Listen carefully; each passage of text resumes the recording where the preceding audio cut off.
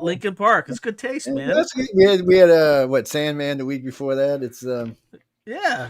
well, people were just cycling through. It's a news show. We don't want to, it's not a boring news show, and we're not telling you that we're right. Which is we're going through news, chit chatting about some of the stupid shit we've read, and wonder, can America really be this ignorant sometimes? I mean, we're just. I mean, a good friend of mine today comes up to me and says, "This economy is so good, Jonah," and I took my glasses off. And I said, dude, I said, a week ago gas down here was $2.25 a gallon, right? He's like, yeah. I said, have you looked today? It's $3.05. I said, we live in one of the biggest producing states in the freaking planet, and yet we're paying $3.05 a gallon for gas. And I said, did you go buy? Have you been? Oh, I said, that's right. I forgot, John. You Now, got $500,000 in the bank. That's right. yeah, the deal is if you have money in the stock market, it looks like it's doing great because Mm-hmm. because there's the not risk, but there's the potential that they're going to lower interest rates. When they lower interest rates, stock market gets inflated. All asset prices get inflated, and you do really well. But if you're not in the stock market and you're dealing with all the inflation, because when you lower interest rates, it causes inflation or stimulates inflation, then you're seeing a completely different side of the economy. That's what's going on. That's why there's this disconnect. Well, that's one reason. The other Yeah, reason is the Democrats, they want Biden to look good, right? So anything there's for political Biden. and there's Yeah. economic reasons, right? I don't, when it comes, what's that, Christopher? Oh no, the other Sean is off tonight. Yes, they're working to live, and you know what, out of the pool, man. No, we're the same age. I just like to give him shit. That's all. What do you mean I look young? Well, thank you. I appreciate that. But you know what? That's called die because I have to be on TV. No, not because of this TV. When I do other TV series and stuff, and they required they can't be. If y'all seen it, the original color it's supposed to be, you'd be like, Jesus Christ, how old is this dude? It's they require it to be dyed for they just don't like it white. I found that out when I was filming in Washington D.C. for Ancient Aliens actually. And the girl goes, "Damn, dude!" She said, "Your mustache is great, but your beard." I said, "Yeah." She said, "But you don't have no dark hair, no gray hair." I said, "I don't know, sweetie. Don't ask me." So she said, "But it's too white. It bleaches your face. It says it makes me look like I don't have a face right here." So anytime I'm doing, they'll let it go. Salt and pepper, they'll let it go with. But anything else, they like no. I So know. I can get away with the salt and pepper. Yeah, salt and pepper is actually good. They like that actually better when it's like this. They really like it. Um, I don't have no control over that. No, when I'm being asked, number one, I'm being paid, and they're not. No, yeah, I'm being no, dude. I don't do the freaking things for free. But anyway, I'm being paid, and they're. What do you mean? Do they use temporary dye? No. Well, one, I'm not going to let them use temporary dye because I don't want to be walking around the next day because I forgot my face is melting like what was Giuliano's head that Giuliani. Yeah. day. It's like no, that's not going to happen. But it's just show business, people. No, Jay said he'll probably be in later. I seen he's something about he's baking bread or something. I'm not sure what it is. He's being a cook tonight. You know how it is when you get in the middle of something. Don't even go there. Remember, guys and girls, come over. See, we got 5 Facebook pages open and 2 YouTube pages. So come out and hang out. They got 2 of my personal pages there. So if you're not on those pages, I don't know if it'll let you post or not. Yeah, I think it's public. And then United Public Radio page is there, News on the Flipside page is there, and UFO on the Covers page, so you can go check them out. And then on YouTube, it's Gods, Extraterrestrials, and Morons. None of really the titles. I'm sorry. Okay, I'll behave myself. And then UFO Paranormal Radio, so y'all can check us out over there. One day there will be another United Public page. I had to sue YouTube, and we did win that first suit, but they're never going to give me that page back per se. So I'd have to lie and cheat and steal and have a new page. Yes, and I don't feel like going through all that. But anyway, welcome, Sean. Nice to see you, man. How's the new show going? I see ratings are up good this week. I seen them. The ones I sent you the other day. They were up like 20 grand or something, or maybe even 30. Yeah, it's up. I mean, it's what 3x from the first week. Am Yeah, I I doing think the so. math right? I mean, a little under 3x from the first Yes. week, but still, Now, what's the it's good. name I of mean, this? What is the name of this show again? I can't even remember the name of this show. You're gonna have to get this in my Rural head. Glass Darkly Radio Oh, with Jesus, Sean that's why I Patrick. can't remember. That's a good show. I actually listen to it. No, when the newbies don't ever know, I actually do listen. And then sooner or later, I'll make him bring me on as a guest. Yes, I just did that to one of the newbies the other day. I got a couple of newbie interviews coming up, but because I'm cool like that. No, I just like to see my host in action and see what their strong and weak points are, and if there's anything we can help with, or just let them loose like wild, run through the grass, because that's usually what we do anyway. Yes, don't Well, break your leg while you're running, but have some fun. I got Ed Reardon on this Yeah, weekend. He's a super skilled remote viewer, kind of that next ought to be generation cool. remote viewer, and he Yeah, was that ought to be. trained by a bunch of Stargate people. So But was that Christopher? No, there's no. He's got a great show. You should just come check it out. Well, all shows take time, and he's on Sunday, so we just opened the Sunday lineup. Just God, I'd have to ask Michelle, but it's been recent. I mean, well, the end of last year. I wanted to say this year, but the end of last year. So it's a new lineup. No, he's ending the night, so we'll see. Well, eventually, that's up to Michelle. Don't ask me all the questions. Michelle does align us, not me. I Of course I can tell her what I want, but she still does the lineup. So that's just the way it works. No, these are all based off the original lineup of the network since she came in, but she's just adding very nicely. And every now and then I find the host and say, "Here, Michelle, here's a host for you." And she's like, "Joe." She always gives me the Joe. She's evil, people. I'm telling you. But anyway, we're not going there either. A lot of stuff in the news, a lot of craziness going on around the world, just general stupidity. I see Donald Trump's got to pay $355 million out because the judge estimated his property worth less than it was, and and I'm confused about that. So Mar-a-Lago's worth $18 million. Are you effing kidding me? Is he an appraiser? Is he an that's the thing, investment is he banker? appraised? Well, that's what one of Is the there a what's one of victim? the federal Is judges there a asked. victim? There's no victim. There's no crime. Like, by the way, who's getting the $350 million if there's no victim? I It's just know, huh? it's completely unreal. Well, he's getting that. New Unreal. York's getting that, so he can't do business in New York. So is New York going to buy all of his businesses out he has in New York? Is that what's going to happen here? I don't I know. These mean, people never think through practical implications of anything. It's all right, plus I heard one of the federal judges, one of the New York federal judges said, "Well, wait a minute now." That was his question. Well, I didn't know this judge was an appraiser, being a smart ass, but still. And then you had one of the other judges said, "Well, shouldn't this guy have recused himself after what he said about Donald Trump in the 2016 and in the 2020 election?" So Yeah, we'll it's see. gonna Well, get it's going to get it's gonna appealed, get but thrown out. I mean, you see the guy Hammond for the camera after the announcement, after the I'd say, verdict was done. Yeah, it was like he should have been on Instagram. I mean, it's just like Instagram kind of, Hammond for the camera. That whole city is just in the cesspool. It's just corrupt and it's that's the other thing they're going to. There's three or four things they can appeal this, and one of them is they couldn't get an honest jury. So we'll see what happens with it. I don't know, if they'll get the appeal before the election. I mean, people, we're down to 10 months now, and it's clicking along fast. So I mean, bam, bam, bam, bam. Before you know it, it's going to be we have to vote. Looks like the Supreme Court's going to rule on Trump's side as far as the 14th Amendment, because even Sotomayor, I listened to her. She was talking to somebody the other day. She goes, I actually think it was the damn federal guy. Anyway, the guy who was doing it for the Democrats. And she's like, okay, now, can I ask this question? And I'm not being sarcastic. Has any charges have been brought about Donald Trump for insurrection, or has he been convicted of insurrection? She said, because it clearly states that this has to be a conviction. So she said, I need a conviction. So has there been a conviction? And then, of course, the guy had to say no. And the only thing about Jan 6 right now is what's going on in D.C., and that looks like that might be getting dropped. So so even she's kind of like, well, no, if we're going to go by the letter of the law, no, you're kind of screwed here. You're not going to be able to do it. Now, the immunity thing, that can go either way. I don't know how the court's going to rule on that, but they're going to have to rule on it. But they can see, that's the thing. Donald Trump in this way is brilliant. So it may be another month or two before the court actually gives their decision on the 14th Amendment thing. So that's holding up all kind of stuff. And then it may be another month or two after that before they give their thing on immunity. By then, we're 5 months from the election. You're not going to be able to start a case because everybody in America will be going, no, you can't do this close to the election. Sorry, guys, we're not going to buy this. It's totally, absolutely political. We're just not going to go for this. And besides that, getting it on the docket and getting everything ready by the election, it's going to be almost impossible. So I don't know how that'll work out for them. And then once he's in the White House, you can't prosecute a sitting president. Only the Senate can do that.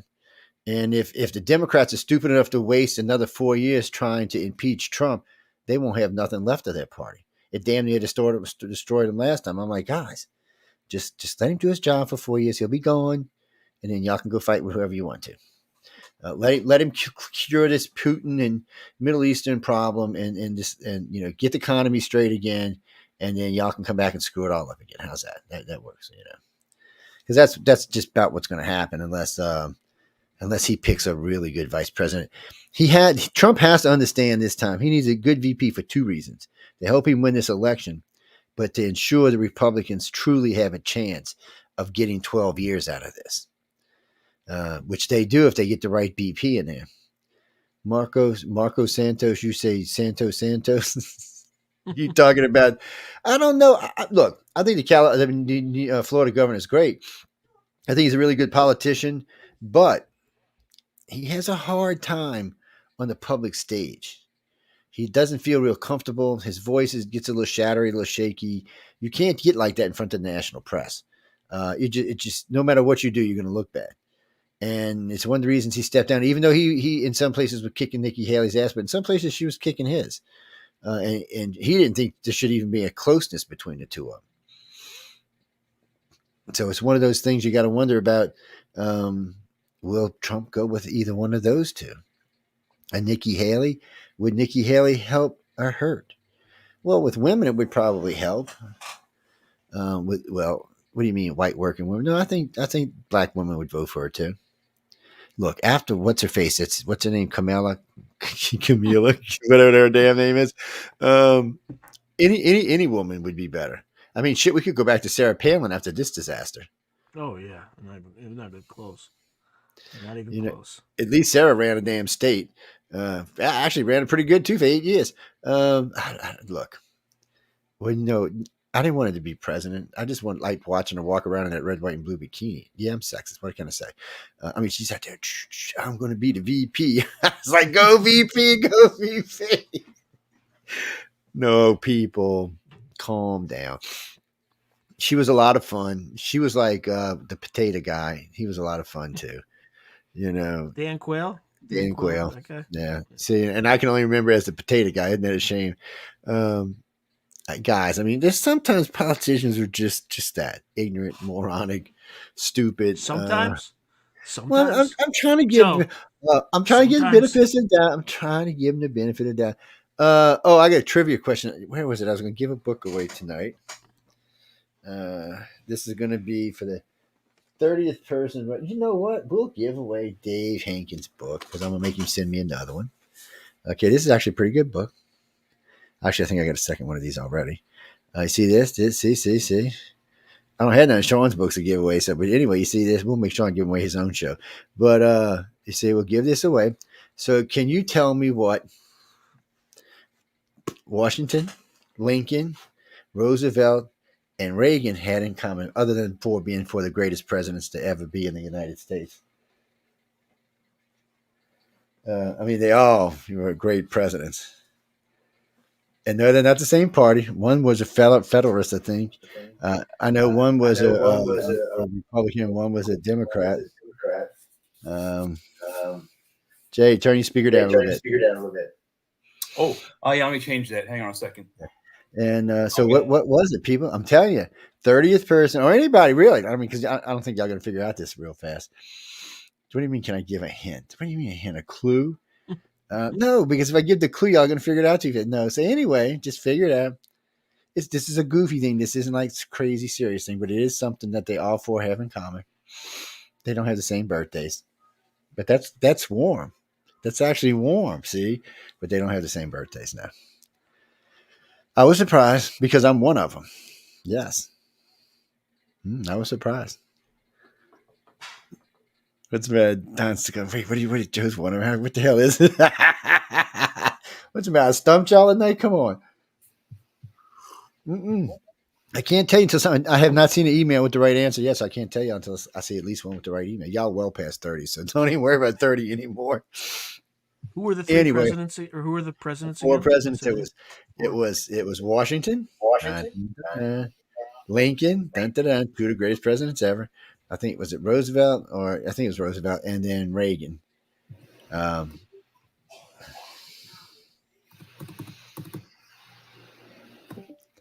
Christopher, no, you want me to, oh, wait, somebody got it.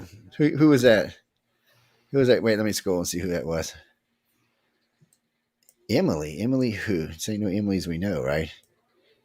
Emily Hopkins. How you doing? Emily, where are you from? Wisconsin. Is it snowing in Wisconsin? About to be snowing here at some point, actually. We're supposed to get about 4 to 6 inches, maybe 8. That's like asking if there's oxygen in the rest of the country. Yes, they were all for Aquarians. There are some parts of the country that don't have oxygen. They were what? What was the answer? They were all for Aquarians. Their zodiac sign was Aquarius. They were doing this weird search. I was doing a weird search on something else the other day, and Alexa comes up and I said, who? I said, no way the 4 greatest presidents the country ever had are all the same damn zodiac sign. I said, I got to go back and hear that again. And wound up being true, huh? Yes, but it's nice. I mean, it is nice to see that maybe Aquarians might help out somewhere along the line. There's a lot of them that are in politics, so yeah, it's a gift, I think, or can curse one or the other. James Winston Whitehouse. Westonhouse. Hey, look, I'm sorry, James Winston Westonhouse. That's a little formal there, huh? It's like, yeah, I'm James Winston. What? No, I'm not stoned yet. But give me some time. I'll have to ask Linda to put some Irish cream in my coffee or something. So, no, what was your smart ass comment? Who was the greatest president of the United States? I'm going to ban you from the chat just for that, right? You know that, right? Yeah, you're banned. You're banned. No, Obama's like, he don't even rank in the top 30. He actually ranks below President Carter. The only thing he did good was he had good a good stock market. Other than that, he sucked. He was the #1 drone president. He killed the most people with drones. Yeah, he did. He was #1 drone killer. There's no doubt. He still holds that record too. What do you mean the Houthis? Oh, we're going to talk about that in a little while. Actually, I was listening to the Navy commander of the aircraft carrier talking today about the Houthis and how they are pretty much keeping all the jets in the air nonstop. It's just, I remember those rotations. Pretty soon you'll start seeing cargo ships. We got a 24/7 umbrella over our carriers now. Well, we're doing missions. They're just blowing the living shit out of them. Anytime they see anything Houthi, they just blow it up. They don't even care now. It's full out. The Houthis, the only place they're going to be safe is if they go to Iran, and I don't think that's going to stop them either. I think the commander will still fly into Iran and blow them up. I don't think he's going to stop. Now, China and Russia are getting kind of pissy and looking like they want to start a real war. So we'll have to see how that goes. Russia's pushing the envelope, but then so one of his people who defected just recently, or I guess it's not defection because it's not communism anymore, but anyway, was snuck out the country and brought to Britain, said that he is brawling for a fight with NATO, not America, but NATO. He said because he doesn't think America's just going to walk right in. Putin is. He said he doesn't think that America's just going to walk right in and help NATO out. He said by the time America decides to help NATO out, they'll have taken Poland and like 4 other countries back. That's what he's saying. So which army is this? Is this the army that's trying to take the Ukraine, or is this the hidden army that I don't know about somewhere? You guys, we haven't. Yeah. I mean, I bet you Poland would mess them up. The Poles want. Poland wants a fight. They're trying to. They want to get in a fight. And from what I understand, we're getting ready to send them some pretty serious tanks. So they're itching to get back for World War II. So I mean, well, we've got and then the U.S. We're redeploying nuclear weapons in the UK. Now, Rendlesham was the last place it had it. And of course, that's where the alien. We're not there anymore. That's not even being used. I think as a base. I don't even think British. I don't even think it's a base anymore as far as a real. I base. I don't even think the British are using it. But we're definitely deploying. We're definitely deploying nuclear weapons to the UK. No ifs, ands, or buts about it. And we're talking about putting them in a couple other places besides that too. And I think Poland's one of them. Yeah, Russia's going to trip. Now, if we put nuclear weapons in Poland, Russia's going to trip. I mean, you can't even blame them for that. I mean, really? No. I mean, I would put. My next step would be to put them back in Cuba. If I were the Russians, which we're not going to do that anyway because Cuba's fixing to defect to the United States anyhow. So it's more and more looking like Raul's getting old now. The granddaughter's going to be taking over, and she wants to be an American. So. She's already said it. She wants to apply for Commonwealth. Is that what it? Yeah, the Commonwealth. What's that what they call it?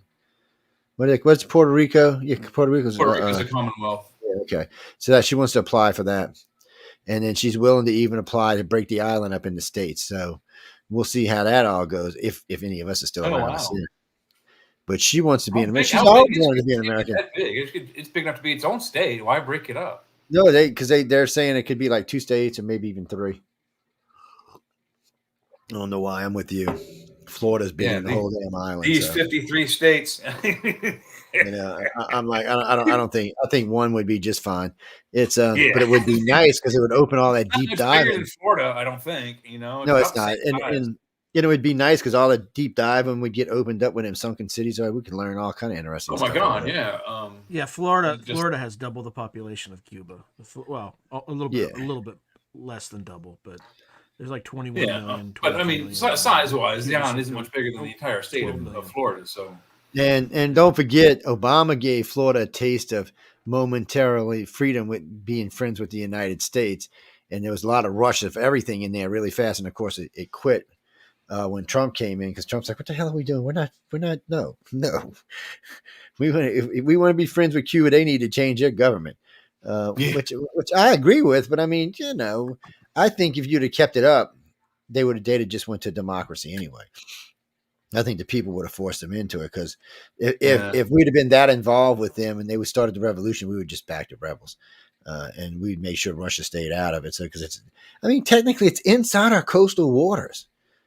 I mean, people don't realize that Cuba is actually inside the United States protected 75-mile range coastal waters. what is it? It's only 90 miles. No, I don't. The part of it ain't even that far. Yeah, I mean it's really close to Florida. I mean, I it's was dangerous. like, But some people have actually swum across that gap. oh yeah, and they're made idiots. it. Yeah, I can't. There's so many boats. They go out. They used to have back in the 90s. They used to have what they call boat watch. They all would go all the way down to as far as you could go down the Keys and park out there and with binoculars and stuff and watch the people escaping from Cuba. And it was they called it something boat watch or something. It was retardism. I'm thinking, why don't y'all have boats helping these people, man? I mean, come on. Well, there's that one Olympic swimmer lady, or a couple of them actually that did the swim from Cuba to Florida. But they put like a shark cage around them, and like I think the one girl that tried to do it, she only got I don't even think she got halfway before they pulled her out of the water. So it's not an easy thing to do. I mean, you're either going to get eaten by an animal or you're going to drown less than halfway across. There's a lot of reefs out there. So there's a lot of sharks out there. There's a lot of wildlife out there, and it's murky, dark water. You really can't see it coming. You'll be bitten before you even see it. Well, you know what's weird about that? So if you're swimming, if you're dead center of the bottom of Florida, you're swimming that way. So once you get about 3 miles out to the east of you, the water's beautiful, crystal clear, sandy bottom. It's the Atlantic Ocean. And when you look to the left of you, to the west, it's murky for a while, and then about a mile past that, it's again crystal. Actually, it's emerald green, and it's the Gulf of Mexico. It drops off to about 2,000 feet right there too. Yeah, you want to be swimming around on top of that. God knows what's down 2,000 feet in the Gulf. No, the Gulf gets deeper than 2,000 feet, but yes. And what's so weird about the Gulf, we were out in the rigs fishing. Oh, well, I'll have to tell you a story, but we were out there. We were fishing not for fish, but for something else. And anyway, you could see 3,000 feet. I mean, you're sitting out there in the water and you're just looking down and you can see the sandy bottom rippling. And when you hit the depth finder and you're like, no way. It almost looked like a mirage. It was crazy looking. And you can see fish, actually pretty big ones swimming around. There's lots of whales go up through the Gulf and all. It's an interesting place to go hang out. It's and it's just weird. It's like something just scooped it out, whoosh, and then dumped the mud somewhere else. Plunk. Maybe made an island or no, maybe made the South American continent or something. Who knows? Jimmy Lee, what do you want? That whole scoop out is part of that not the Tunguska blast, the Chicxulub blast. That's why it's all dug out. Yep. Yeah. Jimmy Lee, oh, okay. Well, hey, you're the one that's got Jimmy in front of your name, so Mr. Lee, what can I do for you? That's Sean, that's Jay, and that's myself to the right and to the left, or whatever way you're viewing us. Yeah, we don't have Sean Jack Kelly tonight. Folgers in your coffee. No, he's off tonight. He's got to work early in the morning. Oh, yes, you have to when you got to work for a living. What is your thing? Oh, so I did pose that question the other day, and I wanted it for tonight's show, and I have seen a lot of people go across the poll on the website, which I closed a little while ago. Um, so when I asked who do you think can run the economy better, Joe Biden or Trump, it was like 82. There was it's like 6,500 people took the poll.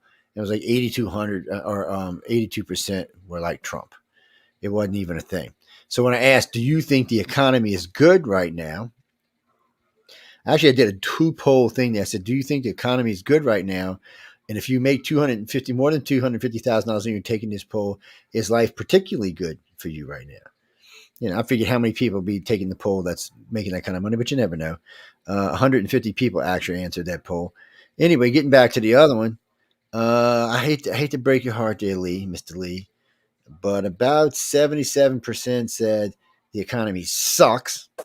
And there was even comments left behind that were far nastier than what I just said.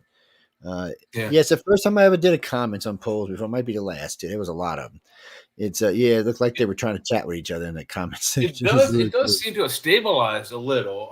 The gas prices over there, because I have a gas station across the street. It's been $3.63 for the last several weeks. Oh, so don't worry, you're fixing. Kind of stable right Yeah. now. You're gonna see a 50-cent increase probably in the next 2 or 3 days. Yeah. So when they say inflation has gotten better, right? They don't mean that the prices have come down, because that's deflation. All they mean is just that the rate of inflation's increase has come down, and that's true. The rate of increase has come down, but prices are still way the hell up.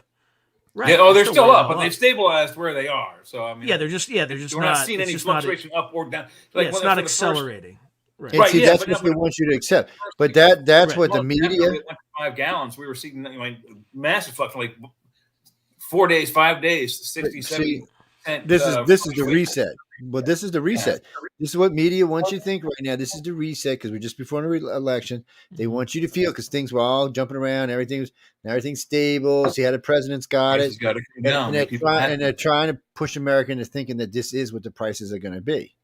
And we're just going to have to live with this and go from there and hope this president. No, that's not true, people. Oh, and the reason I said you're going to see, Jay, because our gas was $2.22 the other day. It's $3.03 today. So we're in the deep south where we get gas really cheap. So this is coming towards y'all. It may take a couple of days, but you'll see it. Because it's where the manufactured oil is coming from out of Louisiana and Texas. So y'all get that oil. Yeah, and you probably have a huge facility there that makes the crude into gas. Not one. We have 5, and then Texas has and Savannah has several too. So the gases were always cheap. Now gasoline prices are always cheaper there, but they were the ones who saw the price increases first, because it starts there at where it comes into the country. Ours comes into the country right here in our backyard. So it's that's what I'm saying. It's cheaper for you because you're close to it. Refine it, and as you go inland, it gets more and more. So generally, when we see it as $3, once you break the Mason-Dixon line, it starts hitting around $4.50, $5. You get up around New York, it'll be $5, $6. You get out west, it'll be $7, $8. So they were paying $6 last week. When I talked to one of them today, they're paying $8. Yeah. And you know what? That's not even fair. That's not even fair. It depends. It depends where you were. I heard, from different places, as low as like $5.89 and as high as like $8.50. I guess it just depends where you were in Cali for where it's going to be. I guess eventually it'll stabilize across to Southern California, but we'll know when Sean starts bitching. Yeah, but also California. We also don't have heating. We also don't have heating issues like everybody. Yeah, that's true. The East Coast would, right? So but the state also taxes fossil fuels a little differently than the other states. So it's always even when the prices are good on gasoline, it's always traditionally been always higher for gasoline in California and Hawaii too, because they're so far away. But I guess it's the way it is. But it should be uniform across the country, and I don't understand why it isn't, but it is. I think Hawaii costs, right? The closer you are to the well, I mean, I understand it being more expensive moving inland from where it comes into the country. Yeah. But I don't see why on the West Coast it's $10 a gallon. Over here it's $5. It's there should be on the West Coast it's taxes. Yeah, West Coast it's just taxes. That's all it is. And by the way, I think Hawaii should be the first state that goes all electric.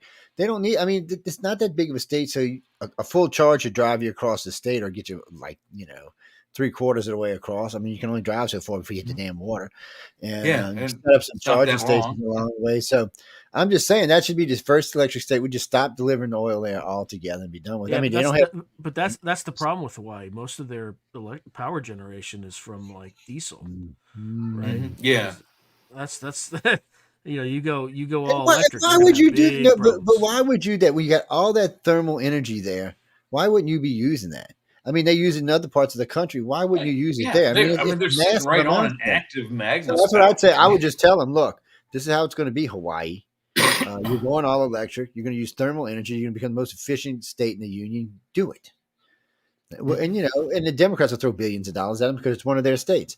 So, but they could be the poster child for the future, even though electric's not the future, so there's no reason to worry it's about it. not. But I mean, but if you did a cost analysis of taking gasoline from California to Hawaii back and forth with those boats, that cost alone probably preempts bringing the gasoline there in the first time. It's probably more expensive to bring it there and bring that boat back empty than it is to just go electric. I mean, it just seems like that's. I mean, there's on a globe, it seems so much smaller. But if you get anywhere in an airplane near that, it's an extremely long way away. Hawaii is Dude. extremely long. Hawaii is as far away from California as I am from California. So it's like 3,000 miles from California. Speaking of Hawaii, whatever happened with the whole Maui thing? That went real dark, real silent, real quick, didn't Yeah, it? Oh, no, the fires. It Yeah. went real dark. What happened? Yeah.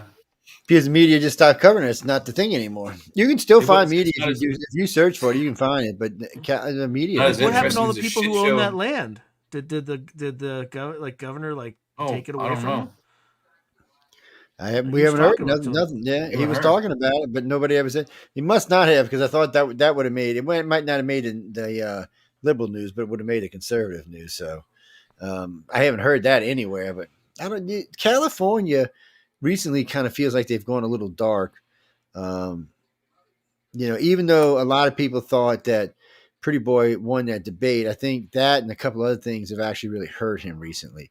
So I think he's just laying low. They made some bad decisions, and Cali kind of came back and bit him in the ass. And then, of course, DeSantis told him, was on TV the other day saying, hey, anytime you want to debate again, feel free. He said, I'll fly out to California.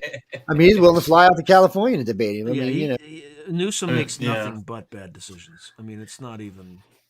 But there was something recently, and then what did he say? Oh, we got all this rain now. California shouldn't need rain for a decade. I'm like, really? I said, did you catch all that rain, or did that go into the ocean? I mean, I'm pretty sure your reservoirs are full. Yeah, I mean, they don't do proper. We don't do proper forestry management, so we have all these fires. We don't do proper water collection. We get rid of like dams and things like that, and then mandate that we have all electric vehicles, but we don't have the power generation capacity lined up. So we don't have the infrastructure. Rolling blackouts. Like, it's just, these people are completely incompetent. So I mean, and it's just like transparently incompetent. We did the math on this about 6-7 months ago. So if everybody in California gets an electric car, and there's 20, maybe 30 million electric cars in California, we'll just say 20 million. We'll downplay it some. Even though there's 38 million people there now, we're going to say 20 million people with electric cars. That's a lot of electricity produced. And remember, people, this isn't just one charge a day. It is if your grandma going to a grocery store and back, but if you're a working person, or if you're driving for a living, or if you live in Los Angeles and have to drive in that 6-lane disaster area called their Beltway, you're sitting in there for hours and hours.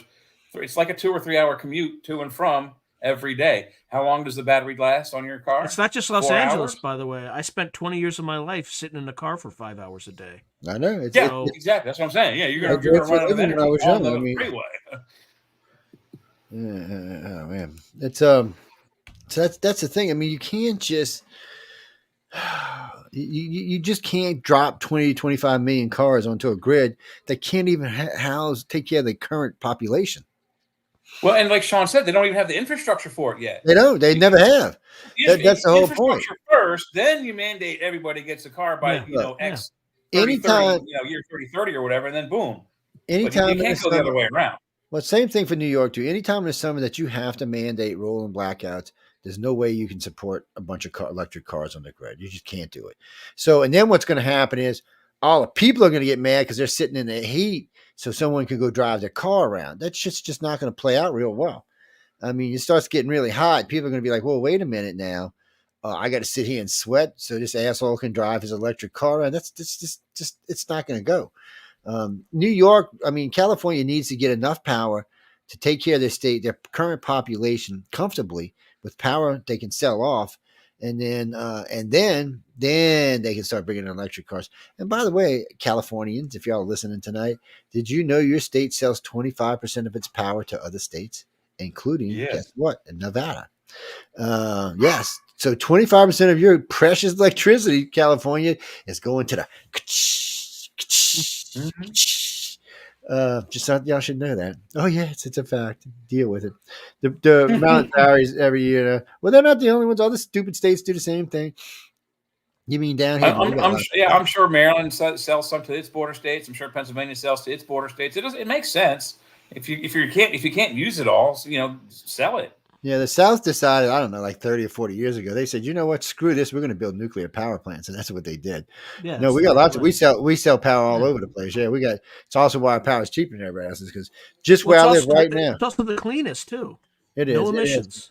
Well, as long as it doesn't explode, yes. Well, really, no carbon emissions. It's kind of hard to blow up a nuclear power plant unless it's done on purpose. But it's right now, from where I live, in 75 miles in each direction, there's at least one nuclear power plant. So that means New Orleans and Atlanta and most of the big cities around here are getting their electricity from a nuclear power plant. A lot of the rural areas are. It's a nice, and like Waterford, Taft's been down there. It's 44 years old. It's a great plant, supplies all kind of information, makes. And you know what? Every job on the plant is high paying. Even the guy who sweeps up the frickin' ground's making $35 an hour. Yes. Well, you do have to have a security clearance to work on one, but you don't have to have a great one just if you're working in the yard and stuff like that. They do background checks on you. Yes, they do. Sorry. But other than that, it's a good job, and you're not going to get a rating. Idiots. Wow. Pennsylvania has 9 nuclear power facilities. There you go. About 40 and generates almost half, 40% of the state's power needs. See, that's what you need. I don't know. I mean, I'd rather see us go, the cold way, but we haven't got quite there yet. And eventually we will, and then we'll switch. We'll switch from one fission to fusion, or fusion to fission, whichever the hell it is. And we'll switch over, and then we won't have to worry about nuclear radiation or any of that shit anymore. Well, and they're also talking about that quantum style of power generation, which they call a 0-point module or 0-point energy or 0-point, I don't know what else they call it, 0-point waves, gravity, some kind of energy that's a quantum type of, we don't have the computers yet capable of making such a thing, but it's basically an unused, I mean, you can't use it all is what I'm trying to get at. It's a forever power source. Once you get these 0-point modules, they last. They'll power a house until the sun explodes. Well, I know we're close on 2 different forms of power right now, and we haven't even started cold fusion. Cold fusion. Yeah, we haven't even started talking about helium-3 yet. So I mean, we have several other options to go besides nuclear power, which nuclear power is great. Fission's great. It works good, and as long as you handle it and take care of it, it's good to do. So you go to fusion, we'll switch over, and we'll probably start switching. I would figure about 50 years, maybe 75 years, we'll start switching over. And then we'll go from there. And we'll phase out the old plants for the new plants, which will be cleaner and better and all around just making tons of power. Mm-hmm. Now, should we share that power with everybody else? Should we share it with the Russians and the Chinese? And the power, yes. The technology, no. I guess you're right. I guess we could just give them the power and not the technology. Man, that means running massive electric lines across the ocean now. Or maybe we can beam it up to space and beam it back down. Not necessarily. I just saw a blurb on, I don't know which news page, I've forgotten now, but they successfully transmitted power from a satellite to the Earth to power something. I didn't read the whole article. I didn't have time to, but I'm sure we could probably find it and read it. But that could be part of it. We could develop the technology to not only create nonstop energy, but also, transmit it, on a meter, make some money across the globe. Say, you Chinese, we give you electricity half price, Mhm. man. No, we give it to you half price. No, what? They No, you probably don't. won't go for it because we can always turn it off, when it's like they declare Yes, war on us. yes. Oh, Boom, you were there goes bad. your power grid. Xi Jinping, were you bad? Were you naughty this week? Watch this flip. Oh, Beijing don't have no lights. Yeah, No, and we that's love Hong something Kong. we would absolutely do too. That's the You know, you problem. damn right. Oh It's yeah, fucking no, without ridiculous. question. We'd be like that little midget guy in Mad Max Thunderdome. Embargo on. Anyway, we gotta take a break. Ladies and gentlemen, you are listening to News on the Flip Side with whoever these crazy guys that have joined me are tonight. I'm not even sure who they are. Some weirdo up here at the top. I Yes. just hit this link and I He's popped in here. he's Ganja Joe, and we got Mad Sean on the bottom down here. No, I'm sweet and innocent. I don't know what the hell y'all talking about. I am so innocent when snow gets around me, it even goes whiter. I'm being honest, people. Just because y'all can't handle the truth. Here is the driven slush. Oh my God. What was that, Chris? No, we'll be back in a couple of seconds. You're listening to News on the Flip Side on the United Public Radio with Sean, Joe, and Jay. I hope y'all are enjoying it, and we will be right back. Okay, man, that was a little mellow. How did we slip that in there like that? You're freezing me. You're freezing me, man. Don't you freeze me, you freak. Don't He's you not- freeze. I don't this find is him my- very Oh, there I funny. am. No, we just on break, people. No, y'all might as well get used to stations going to be bringing back breaks and rolls and all kind of lovely, fun stuff in the future. That was Green Day. I'm not sure how Green Day slipped in on. Usually just a little mellow for this show, but no, y'all can listen to it. Actually, I was about looking. to say, I was like, Joe, I thought you had I know. good taste in music. I I'm like, what don't is know how going that on? got in there. I'm not even know where that came. Actually, I was looking for Machine Head, and there was a particular song I was looking for, an oldie goldie song from Machine Head, which I cannot freaking remember the title for nothing. So, what do you mean? Do I like Machine Head? It's probably before your time there, Brucey. Were you like 12? Yes, Machine Head goes back a few years, man. Yeah, you know. Yeah. They still make current music, but this is a particular song I like. They do. For some reason, I can't remember the topic of it. Well, I got weird taste, so I can have very mellow taste. Nah, and then I do like a lot of hard rock. Might not quite cover the genre. I just punk rock. Well, not And so. that covers a lot of ground, though. I mean, you're talking the Kinks or punk rock. I mean, there's all kinds of. I do. Well, there are some songs that are, I guess, that are punk that I like, but I'm not.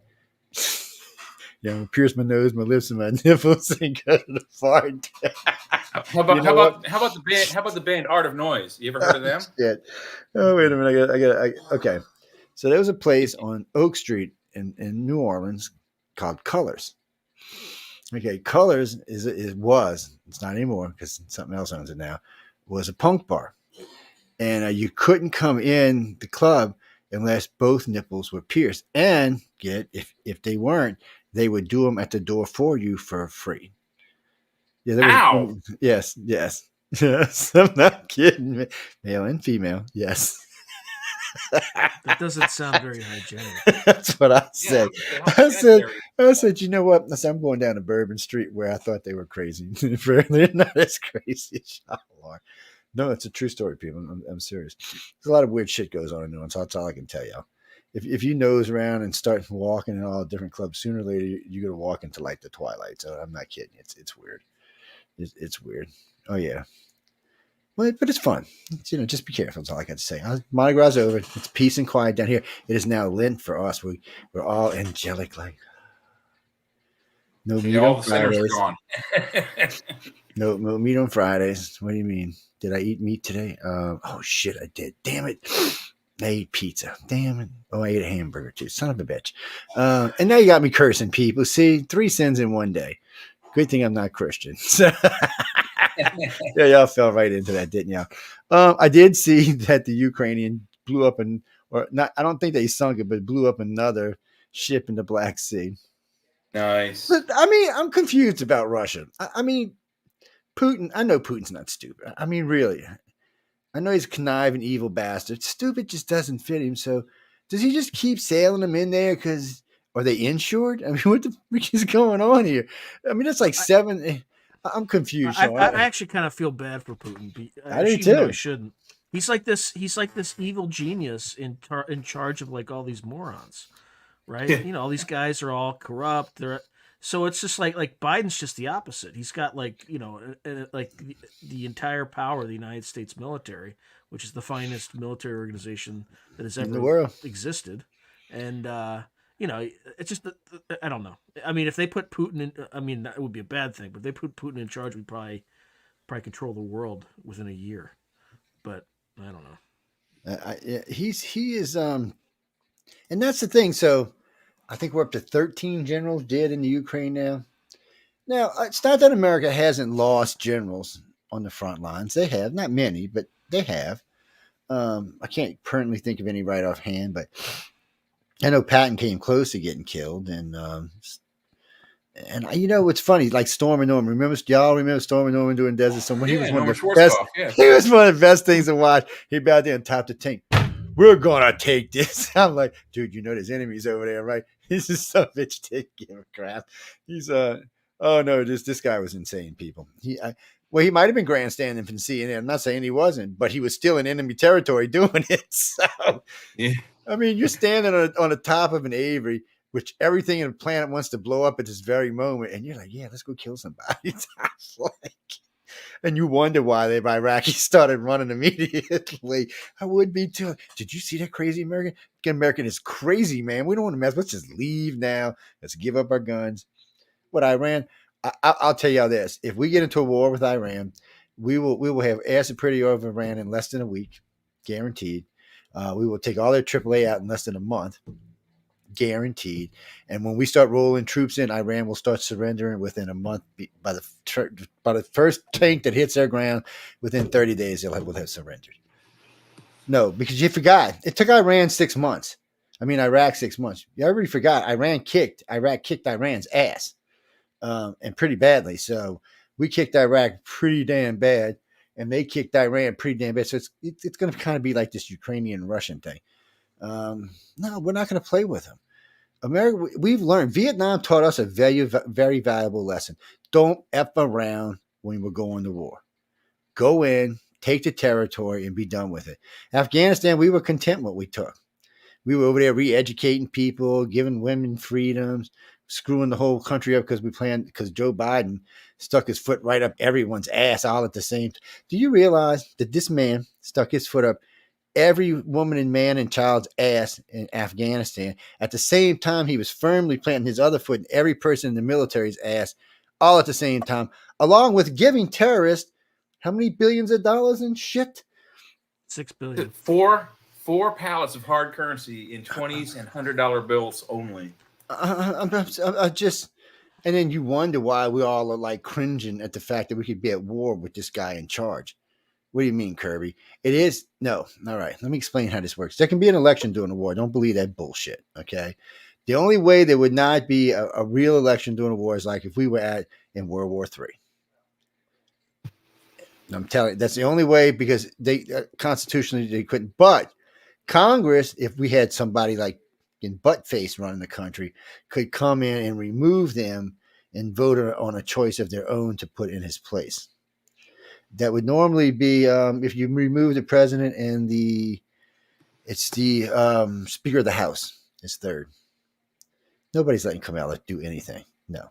If we're at war, Kamala, she'll probably be locked up in a tower somewhere. We'll probably send her to England and tell them lock her ass up in a tower somewhere. But no. Joe, her pronouns are she, her. Good. Maybe she'll find a she, her up in a tower with her. And it'll be a good love thing going. I mean, the other day, and I tried not to do this. I mean, we talked about this in last week's show, but so I've been listening to stuff. She sounds like she's slurring when she's speaking. I think she's catching a buzz on Air Force 2. I really do. And she's all like, yeah, and yes, and well, I mean, Biden slurs his words. He sounds drunk all the time too. So it wouldn't make black people have the right, and it's like she takes a word out of every sentence and says it or something. It's and I thought Biden was the moron. He ain't got nothing. What's that, Janine? No, y'all need to come in the other room. Yes. No, Michelle's on my ass about letting y'all stay over here in Messenger. You go argue with Michelle. She's the queen. No, I'm the emperor. She's the queen. What do you mean? Who's the king? There ain't no damn king. I kicked him in his ass and fired him. No, emperors rank higher than kings. I'm sorry, man. That's just how it works. Have y'all never played Dungeons and Dragons? What's wrong with you people? Stephanie, I was just teasing. I have never played Dungeons and Dragons in my entire life, and don't tell that to anybody because I work with a lot of nerdy, geeky people, and they'll get upset with me. No, well, come on. I like and am friends with one of the gods of Dungeons and Dragons. One of the guys who's done most of the dragon work in Dungeons and Dragons, Larry Elmore. Yes. We're now friends. We've hung out for 3 years together. He's crazier than I am. 2 things: he's crazier than I am, and he can talk more than I did. Shit, that's an You know amazing. what he did before he was drawing dragons for Dungeons I know he and told me, Dragons? but I probably forgot. He was at Fort Knox drawing. Oh yeah, I systems do remember for that. the Army. I do remember that. He's yeah. Well, if you're a Dungeons and Dragons fan, you'll know who Larry Elmore is. You might. He's got a lot of other famous artwork. He's got a lot of pieces out he's sold over the years. He's very comfortable. But I know him from Writers of the Future. That's where I've met him at. And we've partied together and hung out together and told stories together and tortured the winners. Yes, we did. We tortured the winners because these guys are fun to hang out with. Dude. He's a great So I was, dude. yeah. So I was hanging out with him, Tom Wood, and the 2 of us, and one of the newbies that wanted a job, and there was some great stories that night. And then the next night it was Tom and I and Larry and Echo Chernick, which I love her to death. These are all illustrators. None of these are writers, people. Yeah, these are just all illustrators. Mm-hmm. Anyway, moving on. Yes, we had to use sign there. I'm getting in trouble. A lot of other good stories. I keep getting sidetracked. What was this? Wait, who sent me this? What is this? States. New number of operational nuclear power plants in the United States in 2023 by state. Really? Well, what is this? Why don't I see anything? Last time I checked, it was 104, but it's probably come down from that. Well, I don't think it's giving me a whole number. It's just, okay, so Illinois has 6. South Carolina has 4. Pennsylvania has 4. New York has 3. Carolina has 3. North Carolina does. Louisiana has 2. I think said we had 9. 2. Yeah, these are operational ones. It doesn't mean you don't have other ones there. It just says these are in operation right at the moment. We have one operational one in California, Diablo Canyon. And New Jersey 2, Minnesota 2. All these are 2. You got Georgia, New Jersey, Minnesota, Ohio, Tennessee, Virginia, Michigan, Texas, Florida. All got 2. Alabama got 2. Missouri 1. Nebraska 1. New Hampshire 1. Shit, New Hampshire. That's probably more than enough for me in New Hampshire. Hey, how about this? Which states don't have a nuclear power plant in operation? I don't know. Let's see. Wisconsin. See if we can find Wisconsin, that. Kansas City, Maryland. Look it up. Washington and California and Mississippi and Arkansas all have 1. I don't. They say they show you all the states, but they don't give you a total number. I mean, sometimes you just gotta wonder who put some of this shit together. People, when I do stats, I do them in a much better way than this. Oh no, we got some polls and we got some that. So I own the American Polling Company, and these are the years. I don't always run it up all the time because some of the stuff I'm just not interested in on the planet. But during election season, I like to use it. I usually put it on one of the websites or put it on Facebook. And I've been asking a lot of questions lately, and really, so far, the one when I had asked, there was 21,000 people took it. Saying, I had asked, do you think what's going on with Donald Trump is political versus guilt? And 77% said political, which is the same stat that CNN and NPR got. The country's just tired of it. Even the Democrats are kind of like, this is bullshit. And you want to, and then something about one of the states faked the letter on who won. What the hell was it? I'll have to go find that. Okay. So by the way, there are, as of August 1st, 2023, this is according to the Energy Information Administration, there were 54 commercially operating nuclear power plants with 93 nuclear power reactors in 28 states. So 28 states, it looks like.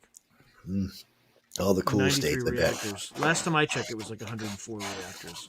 So Yeah, well, we're not building new ones. We're shutting them down.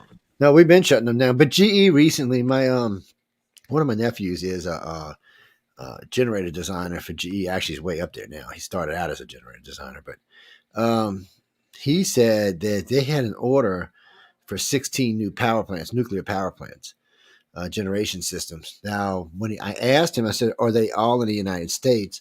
Or because GE's worldwide, so they put in plants, but 8 of them are in the U.S. And he said 4 of them in states that never had nuclear power before. He wouldn't tell me who their states were, or any of the states, because I was bugging the crap out of him about it. He's like, "You'll just go on your radio show and talk about it," which is right, I would have. So, what's that, Frankie? No, I mean, Louisiana's got 2. Mississippi's got 1, and they're all within, like I said, about 75 miles of where I live right now. There is a retired one, probably about 75 miles from where I live right now, too. I don't know why they retired it. They just retired it. And no one ever said why. Probably stress. Usually when a power plant gets retired like that, it's usually because it's kind of usually stress and maybe the water table lines or the tanks or maybe where the deuterium is stored, maybe going out. It's just there's several reasons why you can retire one. And Michael, helium-3 is found on the moon in an abundance that could support this planet for probably 10,000 years. Oh yeah, eventually we'd get it all off, and the moon would have a nice clean surface with no dust left on it. Wouldn't that be interesting? It could probably power the planet until the point where we no longer need that because we found a newer, better power source. It's clean. It doesn't pollute. It's another good power source. But guys, hydrogen is also. See, I don't understand why. Okay, we were going towards hydrogen. California was like, yeah, hydrogen. I'm like, go Cali, go, man. And then some jackass and a Democratic person, we need electric. I wonder if Tesla got paid this guy. So, Elon, I love you, dude, but sometimes I wonder about you, my friend. Speaking of that, on just completely shift here, they had to deorbit a couple of hundred Starlink satellites today. Yes. So I know he can't be something about. It was a really bad malfunction. So when we get by the story, I'll tell you all about it. Was it a malfunction or was it a test on trying to get Russian missiles out of the air? No, it was. Hold on. Hear about Mike Turner's announcement about this severe national security threat related to Russia in space. Is this related to that? Do you think? It's no telling. I know I got the article somewhere. Let me see if I can find. See, that's the Russian warship, Navy aircraft. Michigan's the one that screwed up the certification on the election. Ancient underwater structure. We're going to talk about that. Iran, Putin. It's SpaceX. Here we go. All right. Major design flaw and forces SpaceX to deorbit hundreds of its satellites. It says continuing to commit themselves to safety and make sure everything they put in space is safe and will not come back to Earth and hurt anyone. They are going to deorbit these satellites. Meaning they're going to drop them in the ocean? I guess. Oh, they'll probably burn up there. I don't think they're big enough to get all the way through, but they'll probably burn up. And it's not even affecting the stock market. Look at that. Look at that, huh? Probably made their stocks go up. I do have faith in Elon. He does like to shoot off the hip, and he likes to play it fast. I'm not going to hate on him for that, but you don't get anywhere without taking chances. Is this a video on it? Oh, let's see. Hold on. Maybe we can see this. Where are we? Let's go see if we can find this right quick. What do you mean? Yes, I have. Yeah, man. I love Elon. I just wish he would. What do you mean? No, I don't have it on this. Go ahead. So this is verbatim what Chairman Mike Turner said. So he's on the House Permanent Select Committee on Intelligence. So today, the House Permanent Select Committee on Intelligence has made available to all members of Congress information concerning a serious national security threat. I'm requesting that President Biden declassify all information relating to this threat so that Congress, the administration, and our allies can openly discuss the actions necessary to respond to this threat. That's it. So there's one narrative that suggests that he just put this out to get the House to vote on that bloated Ukrainian bill. Yeah. But there's another narrative that suggests it's related to UAP stuff, and then there's another narrative that could be related to the first narrative, which is that the Russians deployed some capability in space that was concerning. So, but the Russians have always been developing capabilities in space, like satellite. Yes, killers which and we stuff like which that. we should. Well, we're supposed to have something up there right now. It's supposed to be a satellite hunter. It I mean, we said have rods these. from God, right? Like Yeah, tungsten rods, right? that's to kill people. That's not to kill other satellites. That's pointed at Earth. Yeah. Yeah. So these are. It says these are earlier versions. SpaceX says it. Yeah. We know about all of that. Starlink satellites. Yeah, this is the earlier versions of the Starlink satellites that they're deorbiting. It's just a design flaw, so they're taking them down. And they said it did everything they expected it to do and work, but there's just something about it. They just want to take it down. No telling. Maybe it's going to go apeshit, or maybe it's hackable. Yeah, and maybe the Russians hacked it. Maybe so. That could possibly be what it is. I bet you. I mean, who knows? But I bet you that's credible. That's a credible. Yeah, let's see if this says anything here. Let's see if I The can get this. timing's kind of weird, right? The timing. They said they were bringing it down on Thursday, something like that. Yeah, it's when I go back, we'll see. Maybe we can hear it here. Let me find us. I done lost us all together here. Yeah, the timing's kind of odd, right? It is kind of oddly odd. Coincide. Maybe they didn't have a choice, or maybe they found something that, because they're not going to chance. I mean the Russians could hack into it and use it to observe locations on the in the U.S. or they could use it to knock our satellites or our own moon or our own equipment out. So yeah, we can't be letting our own stuff. So anyway, let's see if we can hear this. Apart right now at 4:30. It's absolutely unprecedented, actually. 2 launches on our space coast, only hours apart. Next, when you can expect to hear a sonic boom. The launch window for the first of these back-to-back launches is coming up quickly. Well, they showed you the wrong thing.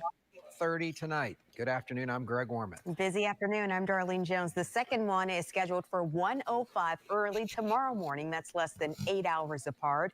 Channel 9's Brevard County reporter Melanie Holt is live in Brevard County. And Mel, this is part of what's expected to be a busy year for our Space Coast. And Darlene, it already is. We've already seen our first crewed launch of the year. And tonight, SpaceX will launch NASA's second commercial lunar mission of the year. And this evening, if all goes as planned, all of us out here on the causeway will get a chance to see a national security launch.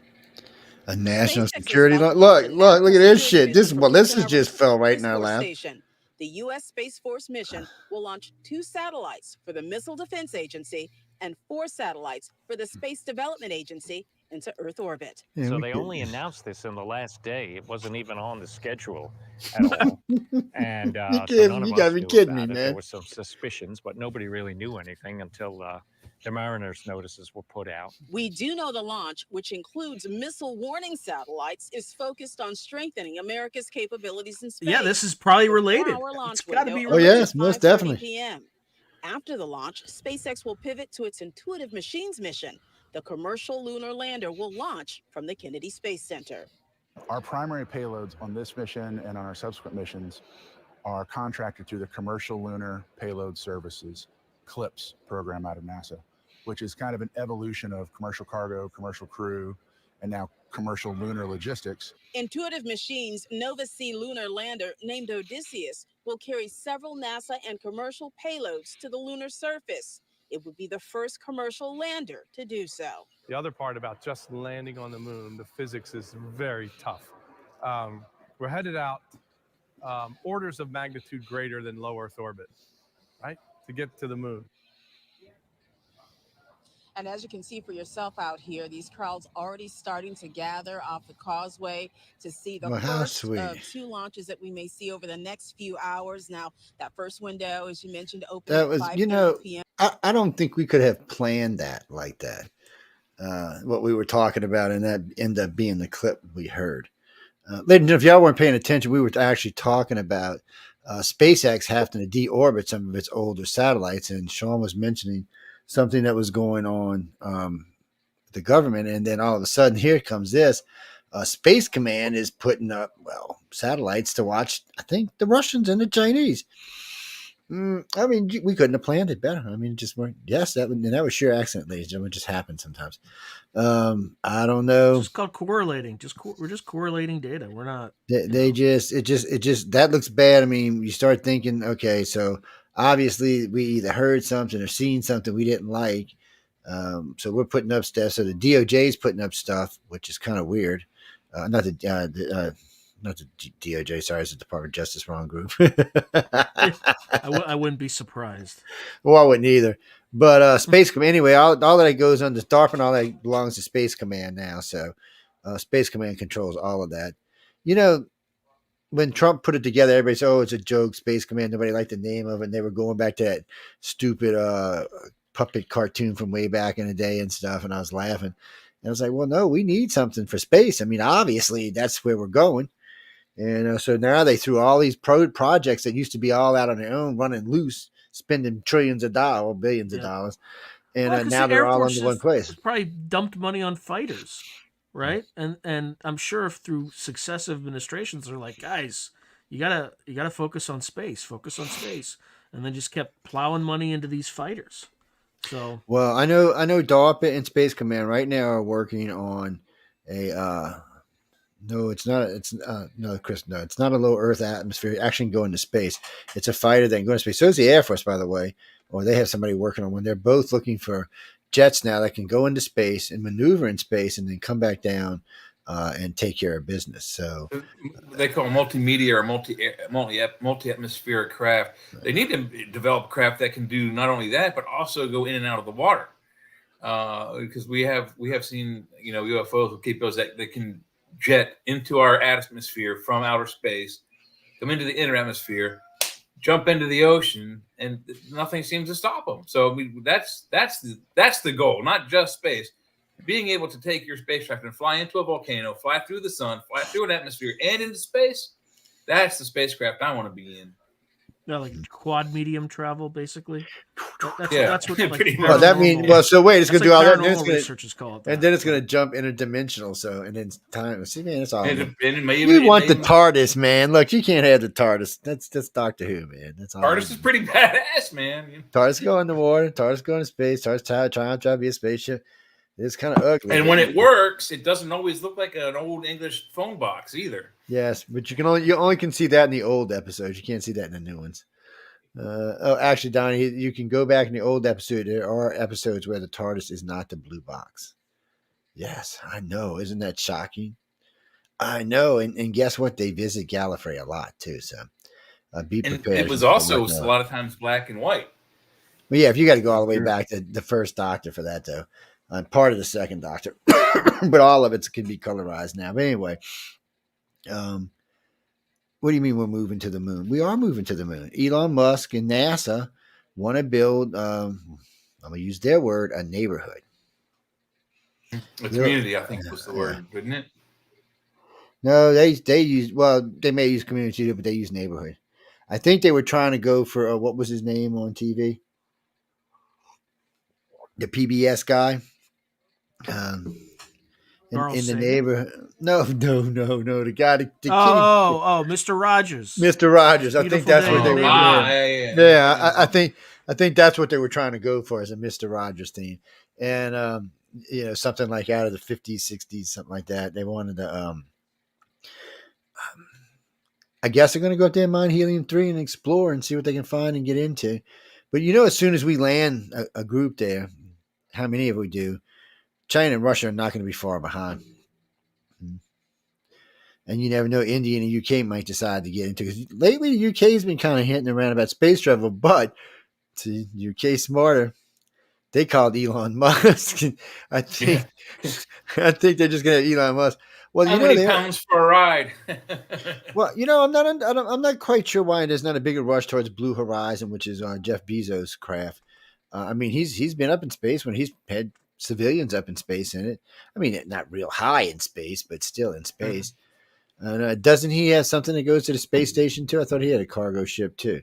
I could be wrong. I don't think he does. No. And then Sierra Nevada is designing a plane, a space plane, not a shuttle, a space plane. Their words. Lands and takes off, has control all the way around. It kind of looks like a. Well, I guess if it wasn't black and white, it probably wouldn't look as bad. But it kind of looks like an effed up shuttle is what it looks like. Really, its wings kind of bend up and sweep around, and it did have that tile look. But I think they're getting away. I think somebody recently leaked a story about NASA. Actually, DARPA had come up with a paint that will work as good as a heat shield as any tiles they've ever used. So we'll find out, because that's the only way you're going to be able to put jets in space. You can't load them down with tiles. That's not going to work. They'll fly like bricks when they come back in the atmosphere. So, I mean, maybe the tile's out of some super light material. And I guess it also help and add a bullet shield to them. But I'm thinking, no, you're going to have to either have some kind of electric field or you're going to have some kind of shield. Or you're going to have some kind of paint that can handle electromagnetic the heat. shielding or some sort of barriers that prevent the hull from melting on the way in. Or the glass in the cockpit melting on the way in. Well, yeah, that too. I mean, the glass will go before the metal will. So there's a lot of challenges to this idea, but it's not something I don't think we can't pull off. I really do think we can pull it off. I'm pretty sure we're 2/3 of the way there. So this is a weird thing about our government. Most of the time when you hear something leaked, we already are flying at least 1 or 2 prototypes or more. Yeah. So to put this into perspective, the X-117, we heard about it, and then all of a sudden we were using it in Desert Storm. So it had been the first time we heard about it was in, I believe it's 71 or 72, and then all of a sudden, I think the first time I saw an aircraft model for the F-117 was, and they had 2 different versions of it. One was a Rebel model, and one I think was either Monarch or AMT. It was 74, and the first one was, if you remember Buck Rogers. All it was the Buck Rogers space plane from the TV show remodeled and recast in black plastic for one version of the Have Blue, and then the other one was more like the Have Blue model, like looked like a candy bar with a jelly face. You know what I'm talking about? The Have Blue plane. That was the other model that came out in 74. I didn't build either one of them, but I did build the official Buck Rogers version, not the Buck Rogers F-117. Yeah, well. Well, I remember the first time I ever personally seen an F-117 in flight. I was in where was that station?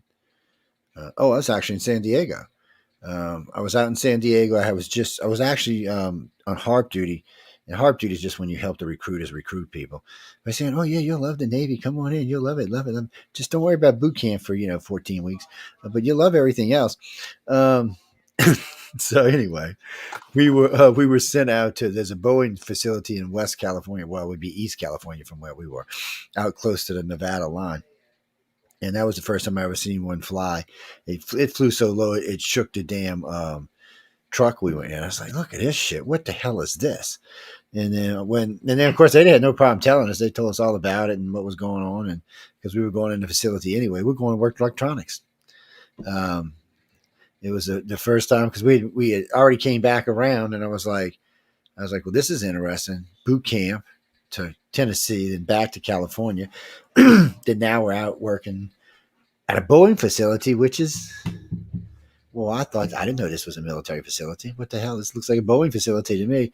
This is a cool facility. So you can there's pictures of it. There's sometimes when you look at it, it's pretty much just looks like a desert. And a little mini mountain and shit, and then every now and then you'll see this white thing that comes out of the ground. It's shaped like a spy or something, and it'll have a wing on it. It's a test. It's a wing test. It's a speed thing that they test these wings in different motions and different shapes. I have no idea where the wind has actually come from, because I guarantee there's not enough wind sweeping across a little field to do anything to the wing. But it's really cool. So that's the first time. So we're pulling down as we get by this thing. This thing's way up in the sky. I'm like, what the hell? Anyway, so we're driving along, and there's a little road there, and it starts to curve down like this, and as it does, it just becomes wider and wider and wider and wider. It was wide enough that two B-52s wingtip to wingtip could drive down it. So you drive down, it's on an arc, and it bends over, and there's a big door. There's many doors that open, and there's one big door, a hangar door that can open up, and it drives down into the side of the mountain. And that's where you do all your work, and everything's in there. There's all kind of facilities in there. I mean, yeah, maybe so, but I'm not breaking any rules, guys. But there's all kind of facilities in there. They're doing all kind of stuff down there, testing all kind of shit. We were there to do certain types of electronics for radar systems, but what they call intense radar, high beam. It's a high beam radar. It's the kind of radar that actually technically could melt through metal and stuff like that, drive you insane if it hit you. Basically, barbecue you instantly if it hit you. But we were there for a while, and then we got sent back to duty on the Nimitz. I was like, yeah, this is interesting. It's one thing that when I got it, I never thought about that. When I got into advanced avionics and electronics, I never thought that I might actually be working on projects that could be that interesting. I thought, okay, I'll just be on the Nimitz, jumping around, fixing planes, fixing missiles, fixing the reactor room, shit like that. There's several times they send us out on stuff like that. They just like, oh, well, we got a problem. We want y'all to go rework this. So they'd send like two of us techs and an engineer and say, okay, y'all go figure it out. It was interesting stuff. Spooky, but interesting. What's that, Jimmy? No. All that shit I've worked on was like 35 years ago. They ain't worried about that. It's either working now or gone. It's not still around. And I know before anybody asks, I didn't see any spacecraft in the Boeing facility. I have to say that, so sorry. No craft in a Boeing facility. No craft at Area 51 either, by the way. Yes, I've been in Area 51. No, I've been in Area 51. Not at the gate. I've been to the gate too, but I've been in Area 51. Figure that one out. Mm-hmm. I've also given testimony to Congress. Figure that out. Who and whatever am I really? Am I an alien? No. I'm just another asshole on the planet. No, I was on the Nimitz. I was Old Salty is not the ship, it's the reactor. Yeah, everybody always thinks when they hear the word Old Salty, it's supposed to be a description of Nimitz, but it's actually a reactor on a Nimitz. That's what its name was. Old Salty. Mm-hmm. I always thought if I went down there, we were going to have kids. No, I'm not kidding y'all, man. We had to wear these little badges. On certain parts of the ship, we always had to wear these little pink badges. And if they turn like turquoise, you got a lot of radiation. You probably are in deep shit. And so you're supposed to pay attention to them because they have two other colors ahead of time. You're supposed to haul ass if you see them. No, I've never seen anything get discharged, but I was working tandem with another crew. And when we had I forgot what they call it, the cooling system locked up. And all these bells and whistles went off and the PA comes on. They start screaming. Yeah, they're supposed to be real calm about it and tell you, relieve the area, blah, blah, blah. Get the fuck out of there, man. That's all you heard, man. And we're like, what? You see a bunch of guys just scrambling out. No, nobody gets sick or dead or hurt anything. It was interesting. I mean, Sean's been in service. I mean, to be honest with you, the service can be fun. It can be interesting, but no one tells you it's going to be safe. I mean, they pretty much tell you when you join, you do have a chance, even though we're not at war, to get killed. So seriously, I've seen some people I've seen a couple people in the Navy on the ships get killed, and I've seen a guy get squished to a hangar. You should have loved that one. Yes, that's why we used to have these pins we used to put in the seats before we got it. He hung his foot on the ejector strap and it shot him up through the ceiling.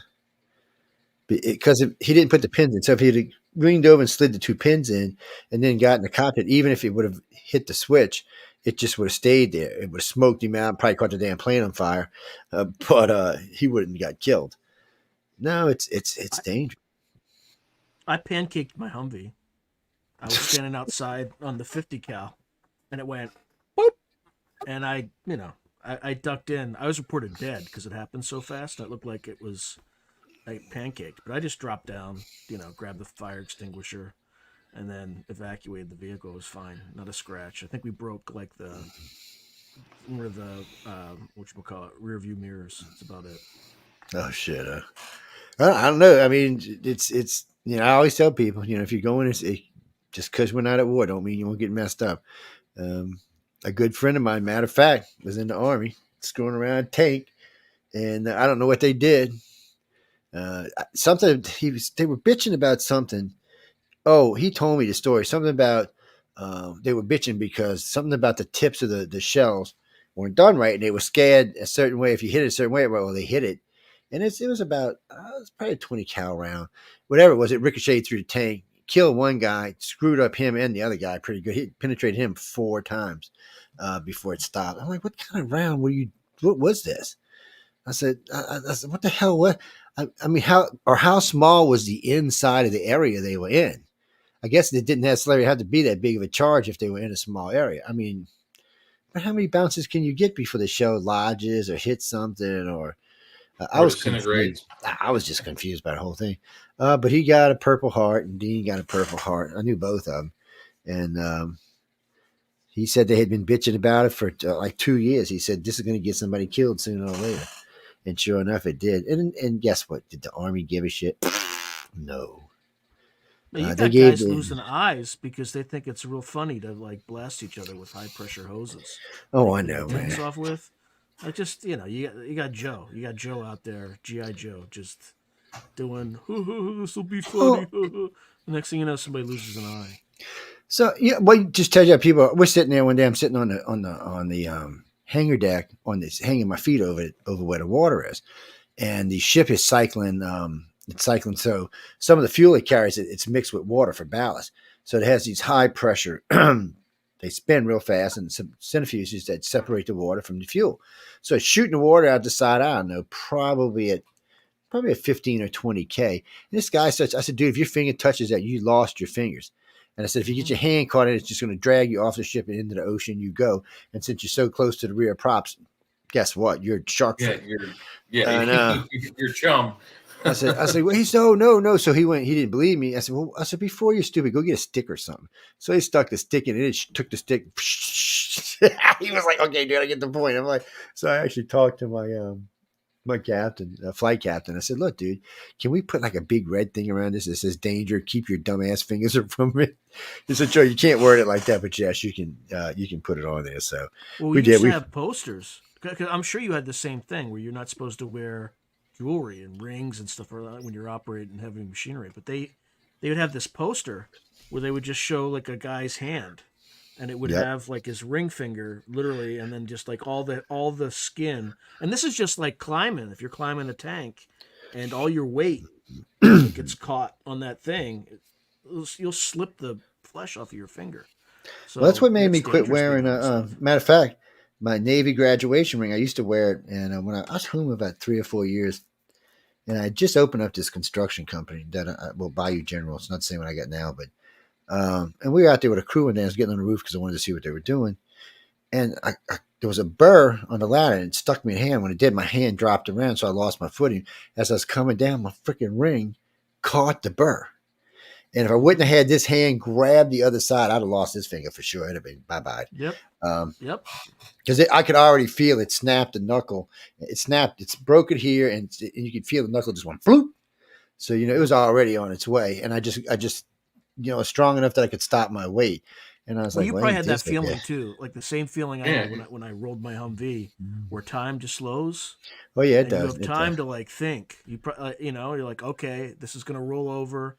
I need to drop down and grab onto something.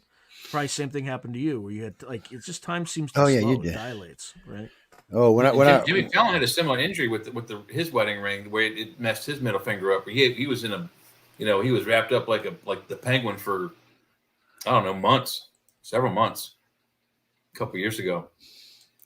It's I mean, you can mess yourself up. I mean, we really tell people not to wear jewelry on job sites. I don't even wear ties. Even when we're going somewhere, when we're on job sites, I won't wear one. It's just too dangerous. They get caught in something, you're dead.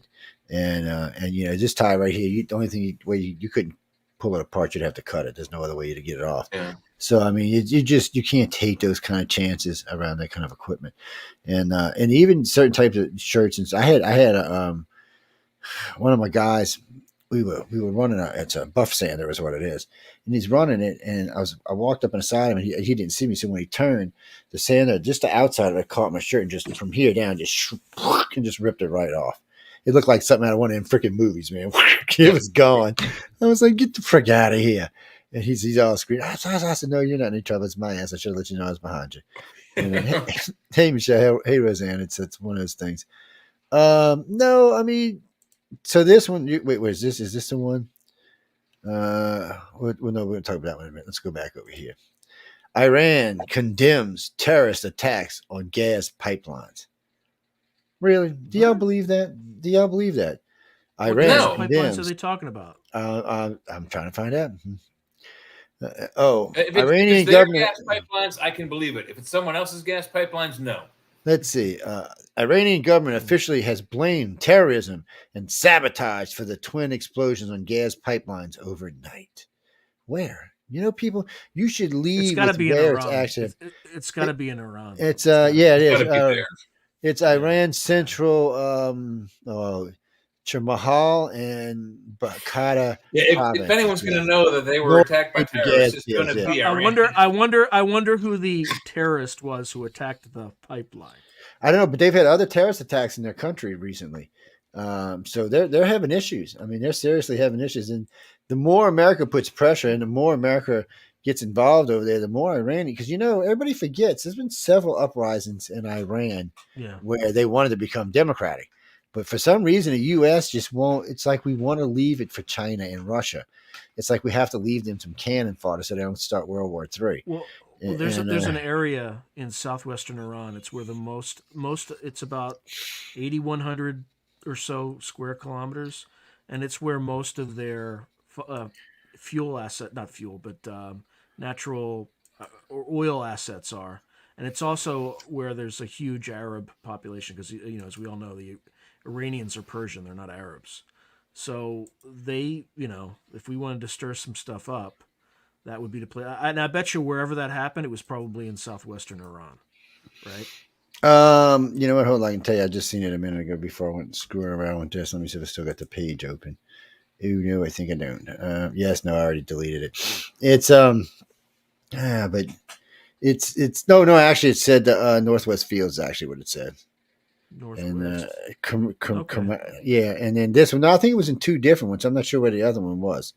It's not giving me. It only said heading up towards Turkey. Yeah, the other one though, I think was either it might have been south or it might have been east, but it was not in the same location. It was definitely a different place. So that means they hit them on two different sides of the country.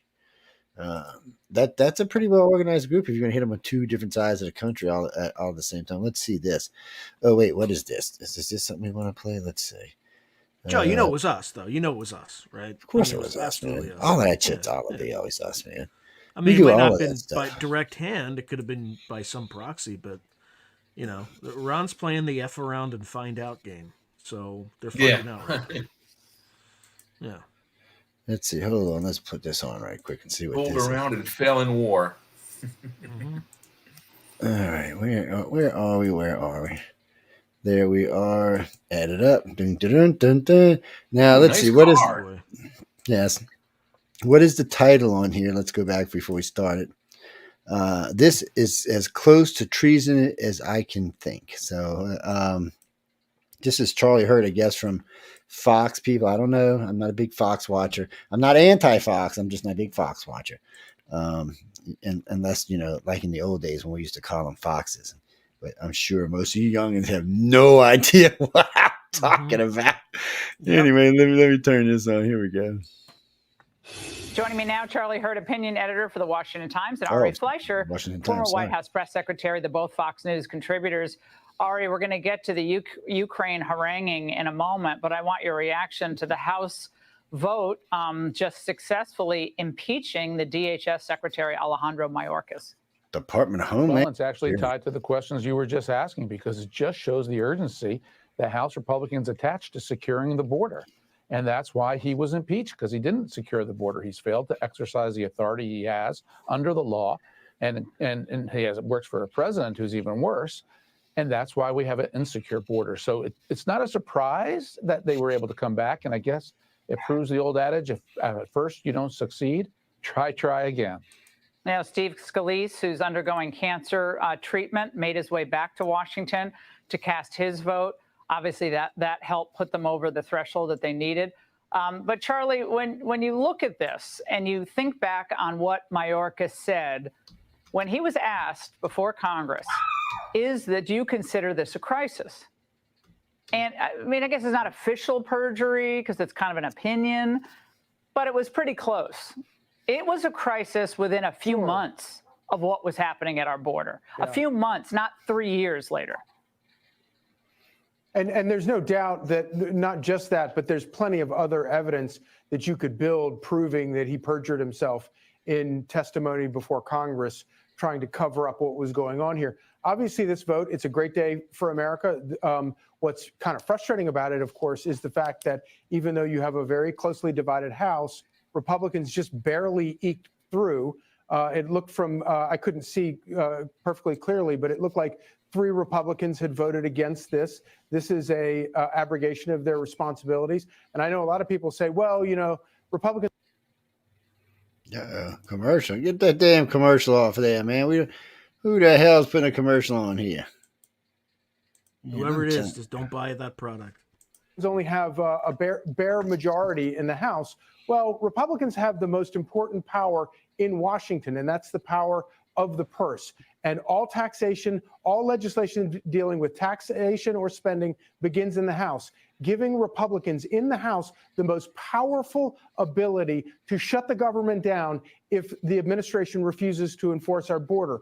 And, you know, this should have happened as soon as Republicans took control of the House. I'm glad it's happening now, but they should pursue this. This is and this is something that they can win this fight with the American people, because Americans, whether they're Democrats or Republicans, are outraged with this. Yeah, and I have a message. Yes. I have a message to what you just alluded to, and I want to orient on this. We had 3 GOP congressmen vote no. Tom McClintock, obviously he's always in a tough re-election campaign in California. Republican coalition in California is always kind of playing it safe here. Ken Buck, Republican from the purple state of Colorado, actually pretty liberal state. Mike Gallagher from Wisconsin. Ari, I've got to say, even in those states that are kind of, you know, usually obviously Democrat leaning, this is a pretty easy vote in the end, is it not? Yes. Well, I think there's 2 ways to look at it. One is on the substance of the vote and the failures of the Biden administration on the border. The other is, what does impeachment mean? And I do think there's a purist view that, according to the Constitution, is for high crimes and misdemeanors. And they can ask themselves, has a high crime or misdemeanor been taking place? But look, the person to blame here is Nancy Pelosi. When they impeached Donald Trump twice under the Democratic House, they turned the impeachment, high crime and misdemeanor, into a vote of no confidence. That's where this started. And so it shouldn't surprise anybody, especially the Democrats, if now Republicans who hold power start to impeach Biden administration officials for a lack of confidence. So if you want to say who started to violate the norms and change the rules in Washington, I'll go right to those 2 impeachment votes, because that started to break the patterns. And that's what you saw happen today, with only 3 lone Republican holdouts for that procedural ground that it wasn't a high crime or misdemeanor.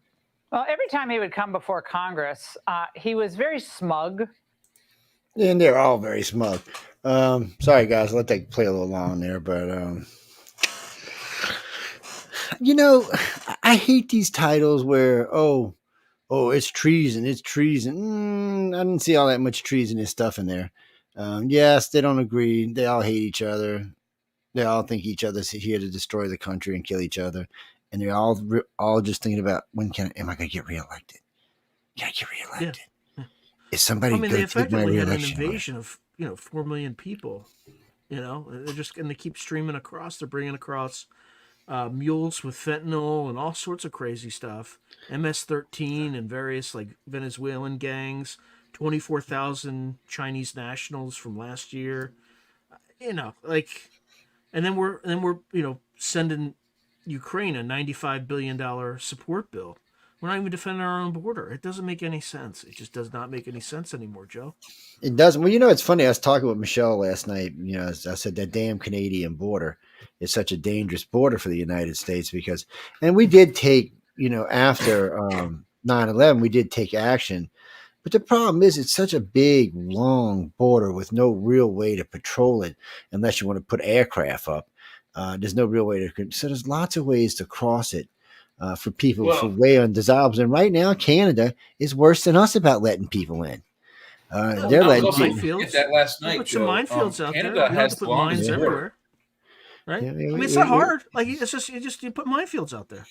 That's it. And then you could have false minefields, and people just don't know which are the minefields. I know it's like it'll look ugly and play badly on the news, but you don't really. It's not really a hard problem. You know, we have really smart people in this country that can figure this stuff out.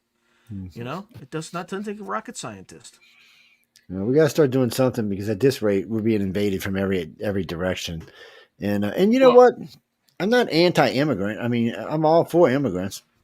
I said, technically, my family's immigrants. I mean, yeah. My family's immigrants. So the country's based on that. You know, we're all for that. We just want them to come in correctly and properly, not unannounced. You know, I mean, think about it like this: the United States is our house. If you went to your house and you open up the door and there's 5 people there that you don't know, you're going to call the police. No one's calling the police. Yeah. Well, they are calling the police. The police just aren't coming. There's not enough of them. But I was thinking about this last night. I mean, the 3 largest countries in the world came up to it was Russia, Canada, United States. Canada also boasts the longest coastline. So their coast goes from the west coast all the way to the top of the country through the Arctic Circle and then back down the east coast to Maine. They could be invaded from any one of those angles, and most of their territory, if they don't go through forest, they could get to America pretty quickly without really encountering much of Canadian resistance. So they don't have to, drop troops on, beaches. That's something else. I was picking on my Canadian friends last night because they were talking about their 3rd largest strategic oil reserve in the world. I said, it's not Jaws, it's ours. And they're like, what do you mean? I said, I said, let me explain what strategic oil reserves are for. It's for the military. It's not really for the people. Every now and then we will release it to help prices, but it is for the military. And since Canada really doesn't have a military, it's for us. I said, I know you Canadians think you're all independent and shit, but you're not really. We let y'all have a lot of independence. When it comes right down to it, you start letting, like when Trudeau, Mr. Pink Shorts, let in the 10,000 Chinese troops, and Trump was like, excuse me, do you want to start a war with us? What the is wrong with you? We will come up there and remove them ourselves. Hey, Canada won't even know what the hell hit them. I'm like, come on, guys. Yeah. I mean, first off, your military is tied into our military, so you can't even use it against us. And secondly, most of y'all aren't going to give a shit because y'all want the freaking immigrants gone too. And I got to give the Southern governors credit for really screwing the Democratic governors and showing them what it feels like. I was listening to Hochul the other day. She's going on and on and on. And I think there was like 10,000 have been sent there, or 20,000.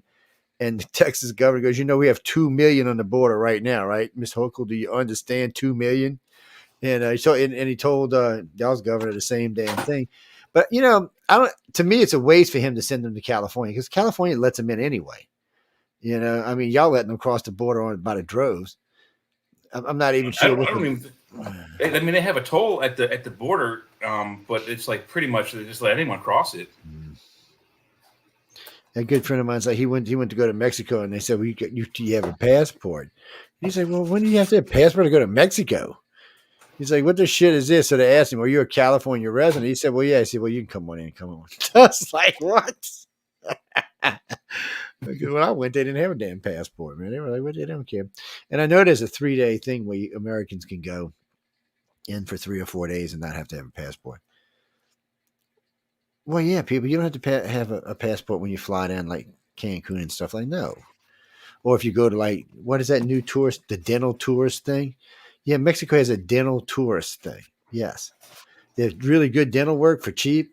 And they fly people, they give you big deals and set you up in hotels and the whole 9 yards. Oh, yeah, man, it's crazy. It's called dental tourism. I know because Kathy Belsky, who was one of our hosts who lives in Hawaii, by the way, she went and got out. She did a real good job on her teeth, too. She said it was good and it wasn't bad and wasn't painful. I was like, damn. Yeah, she flew down there. I think she had all of her stuff done, and she had a lot of get stuff done, and hotels, everything was under 5Gs. That was before President Biden, people. So I don't know what it's going to be now. More like 15 Gs. I don't want to lie to you people. I'll feel bad. Wait.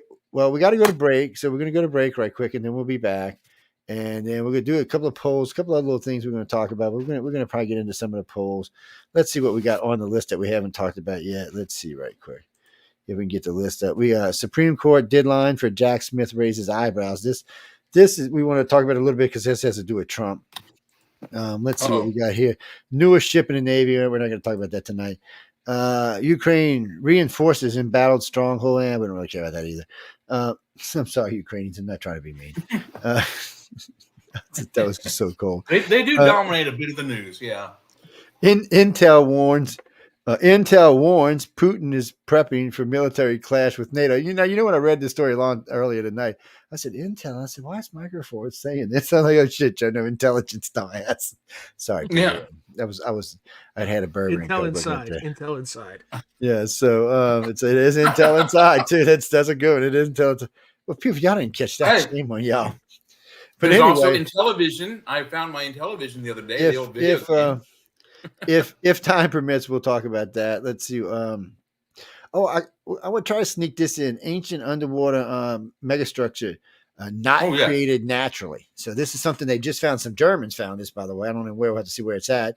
But it clearly it says ancient underwater megastructure, not created naturally. Science says.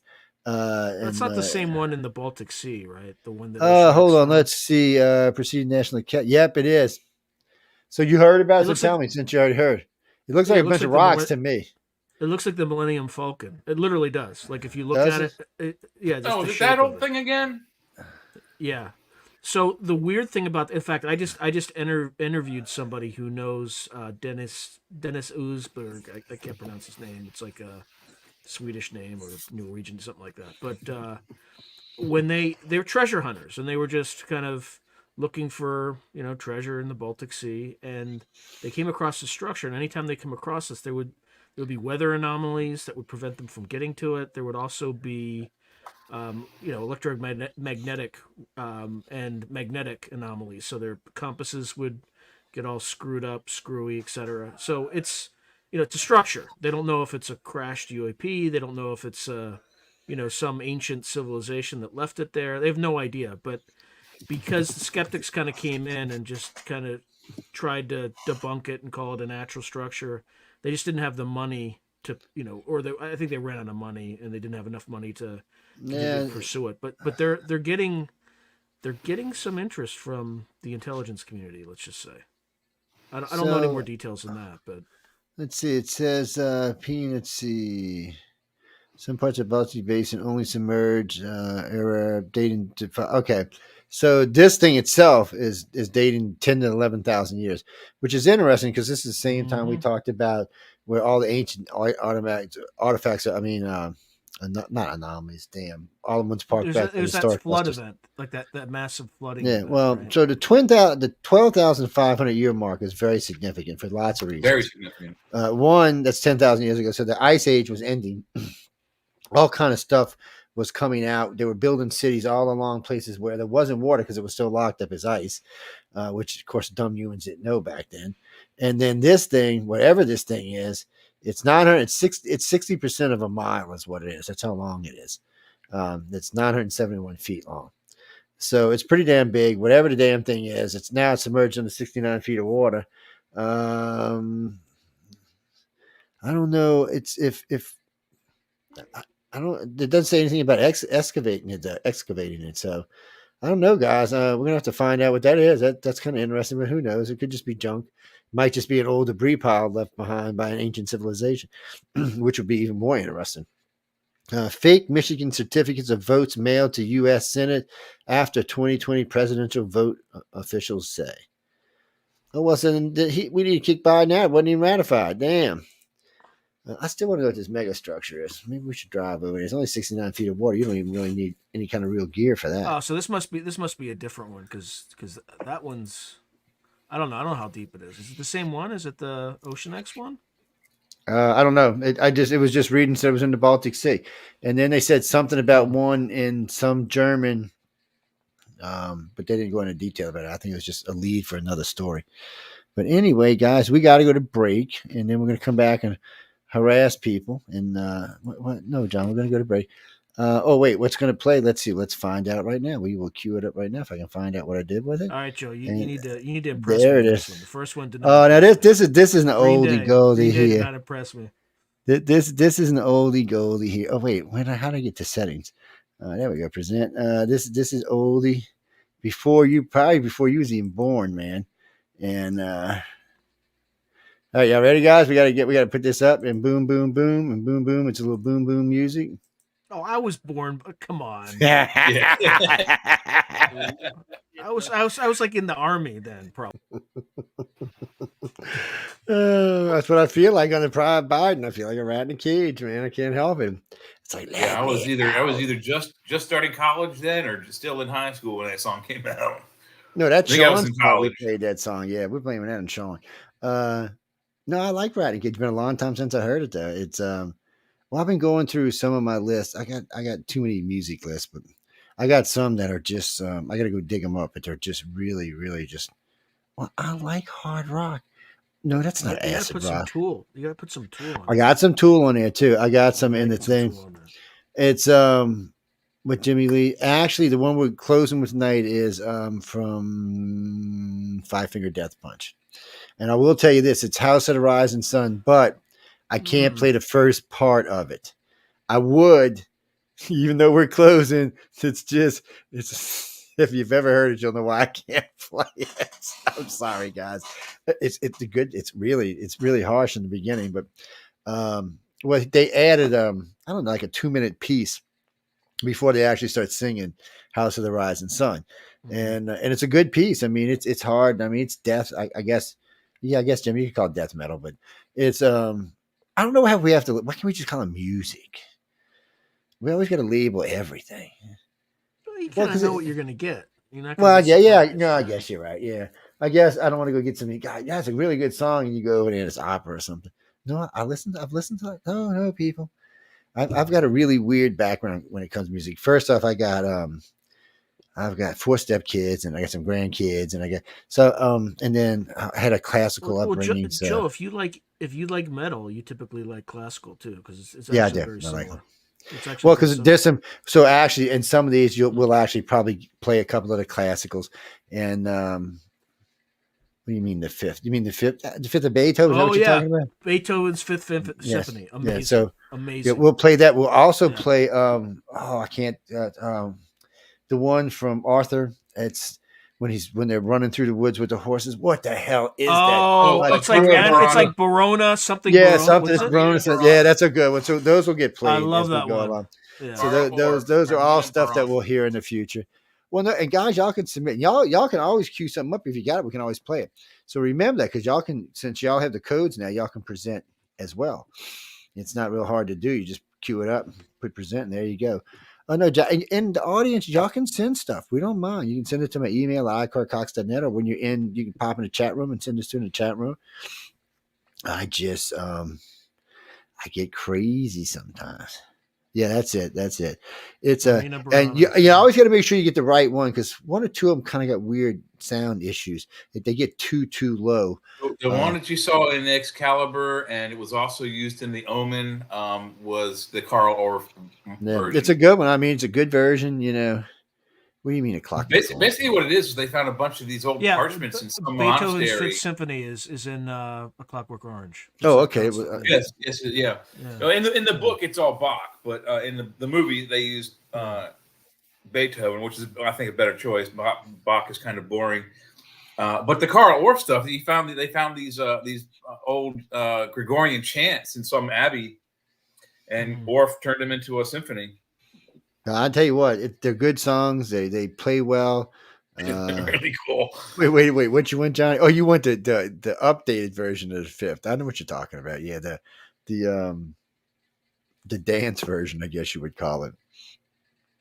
Yeah, I know which one you're talking about. I forgot who did it, but he was a transvestite. Yeah. But anyway, y'all can submit. No, because so as the show progresses, and since we're going back, we'll get to play at least 4 songs a night. So we'll have the opening song, 2 to 2 hours in the middle, the 2 top of the hours, and then the end of the song. So y'all can always submit, and the guys will have stuff. So it should be a good group of music. Well, unfortunately, when we submit this to YouTube, Michelle will take the music out of it because they get pissy. Well, not all the time, but some of it they do. They'll slow down the stream too. They'll pause the stream. They did that to me last week, where they paused the beginning, and then they'll start it again once you stop playing it. So that was annoying. So I mean, it was Walter Carlos / Wendy Carlos who did the electronic versions of Beethoven for Clockwork Orange. Yeah. So they he was a protege. He was a protege of Erno Moog. Moog created the first electronic synthesizer, and he did some very good music. I mean, his versions of those. I mean, he's almost as good. I won't say as good, not almost, but he's very close to Keith Emerson, who did a lot of that taking classical songs and putting them into the rock and roll genre. I just want the Moloko Plus or Synthamask. Oh, God. I want to figure out what that is. Moloko Synthamask was with Synthetic Mescaline. Moloko Plus was with I forget what had the Moloko Plus had it, and then there was Moloko Synthamask. Drenchrome was the other one, which was the one they were drinking, which had human adrenaline in it. So it pumped them up and gave them full of knives so they could go out and kill people. I don't know these guys, man. I don't know who these guys are. I had to study I don't know these guys.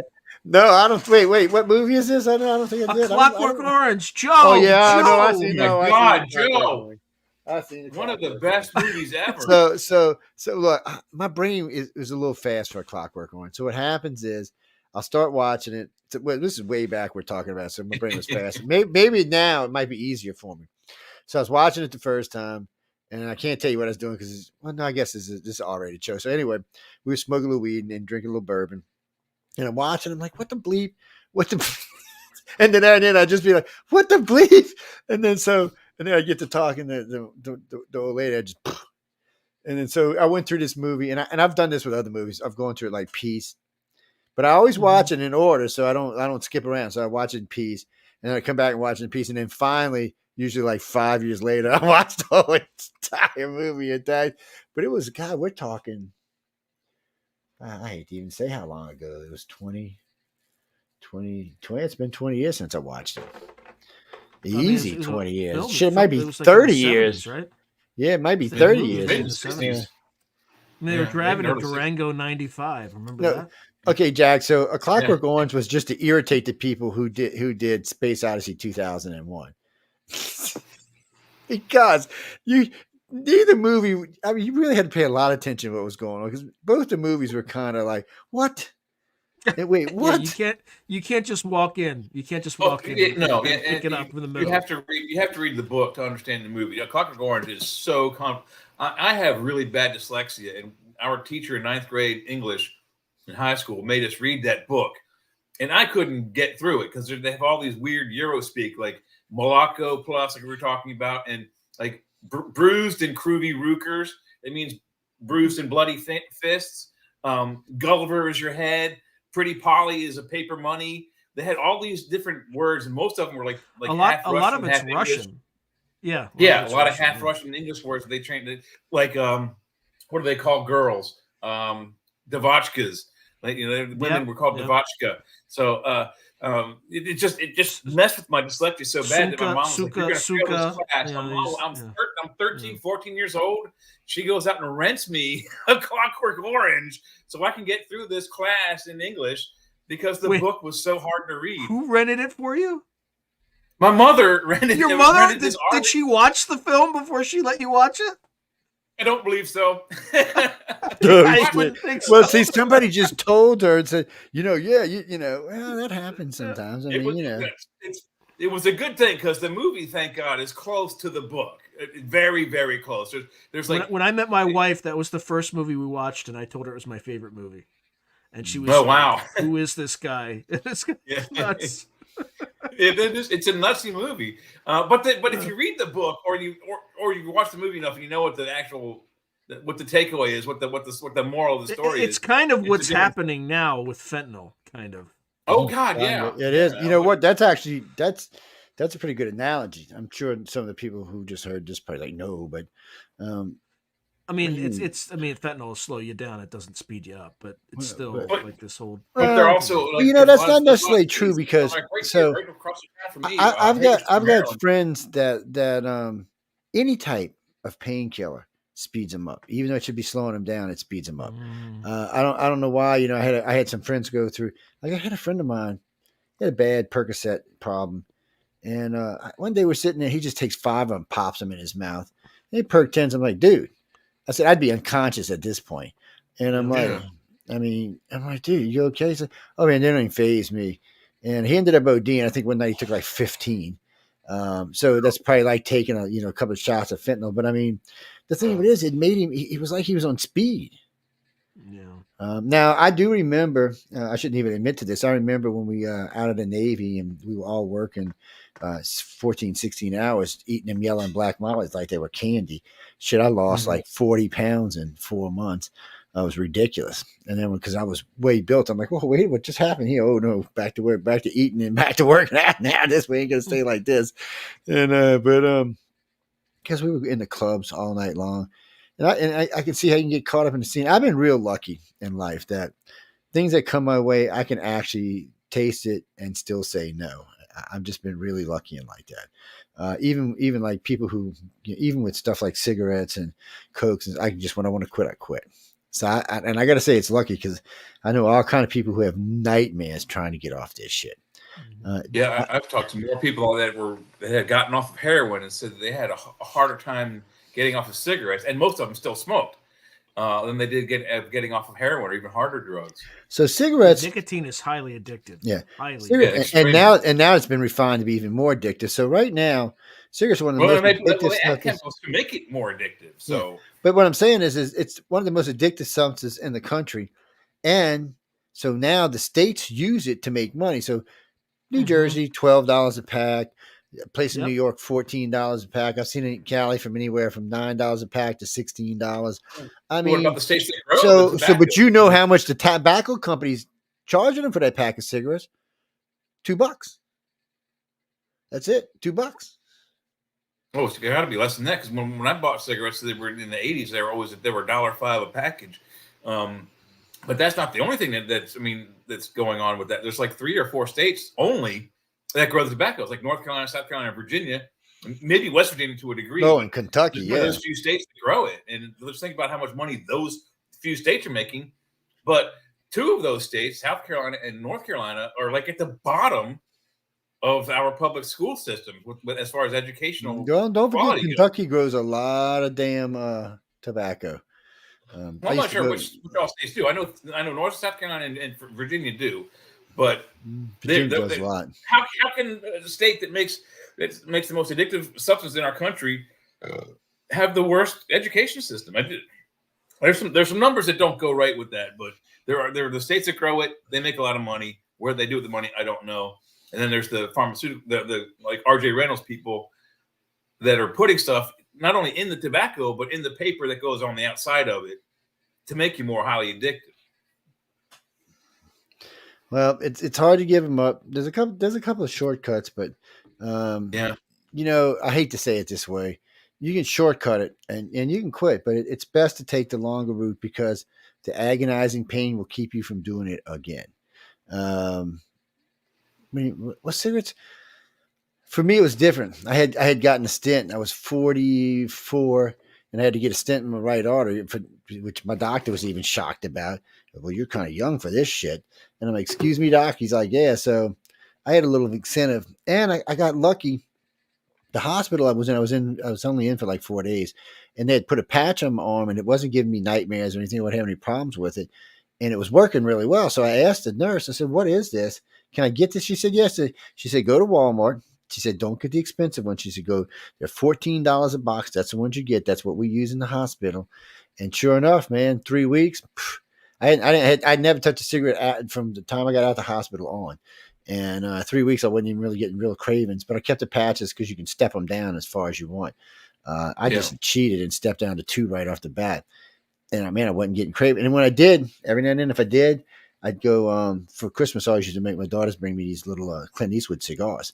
So I'd just get one and just chew on it. If I was to smoke a cigarette right now, I'd get so high it wouldn't even be funny, man.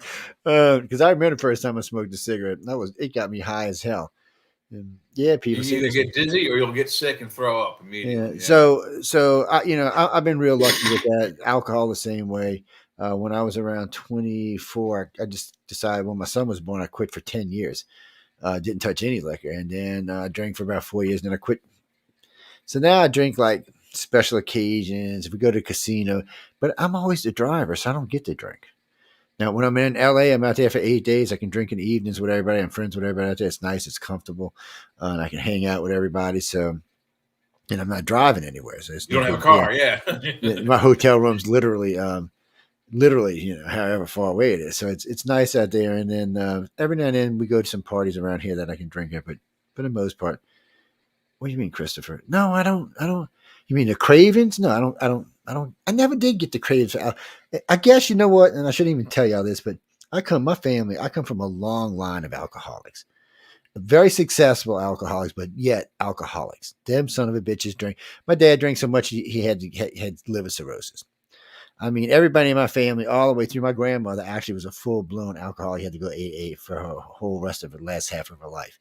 So maybe growing up in that environment, which gave me this outrageously high tolerance for alcohol, made me say, oh, you know what? Either you're going to drink yourself to death or you're going to become one of them. And I guess somewhere in the back of my head, that's not what I wanted to be. Yeah, I like to drink. I'm not going to lie. But I still like to drink. I like alcohol. I like all the different kinds. I like all kinds of stuff, I said, but I got other things in life I'm doing, unfortunately. It's like religion, alcohol and drugs. You got to take them in moderation, What do you mean booze should be illegal? Who said that? I seen that go by in text. You know what? In all fair, I live in Mississippi now. In Mississippi, it's all but illegal here. People can't buy it on Sunday at all unless you're in a casino. Yeah, Georgia can't buy it on Sunday. North Carolina can't buy after midnight unless you're in a casino. Like whatever. So what kind of redneck place am I living in? And I'm living in redneck. On the coast, it's not quite as bad as the rest of the state. I tell you what, you get in northern Mississippi, you better. I'm gonna tell you a little secret from the middle of the state up. If you ever, and this is true for Alabama and even for Georgia, with the exception of Atlanta, when you find yourself in these states and you're in the middle of the state up, you be on your best behavior. I don't care what color you are. You be black, white, red, yellow. It doesn't matter. Okay, they really aren't discriminating in that way. They just hate you because you are outsider in their state. Belong. You do not belong in there. They want to know what you're there. You better be having a damn Mississippi tag, and if you don't, you're going to get stopped. They're going to be like, what you doing up in my town here, boy? You ain't from around here, huh? Man, you from New York. New York. I got a place for New York boys. It's called the Cell. Do you have marijuana up in that car? I bet you do. Holy shit, I found marijuana back here, boy. I'm going to take you to jail. You just leave these guys alone, man. I'm telling you. Yes, sir. I'm sorry. Was I speeding, sir? I apologize, sir. Oh, I'm getting out of your town right now, sir. I'm not coming back either. Let me get out of this place. Well, I guess I was going to find something to eat, but I guess I'll go to the next town over. I tell you what, my wife and I, we get off. We're in nowhere, Texas. It's 3:00 in the morning. We're looking for a hotel room. I'm exhausted. So we get off this interstate. We turn. We're going down this road. Out of nowhere, here come two cops. I'm doing like 28 miles an hour. Speed limit is 30. And they just right behind. I'm just waiting. When you do that, you're just waiting to say bloop, bloop, bloop. You're just waiting. And they stayed there until I pulled in the hotel. And then he pulled in, kind of looked at me as I was getting out the car, and then went on down the road. I was like, what the hell redneck town I'm in? Then we get in this hotel. They got doors on both sides. This place looks like some Western shoot-up place. Like, where the hell are we, man? Oh, man. That's the point when you hear. It's pretty much. I said, where you hear the slide of a shotgun being pulled back.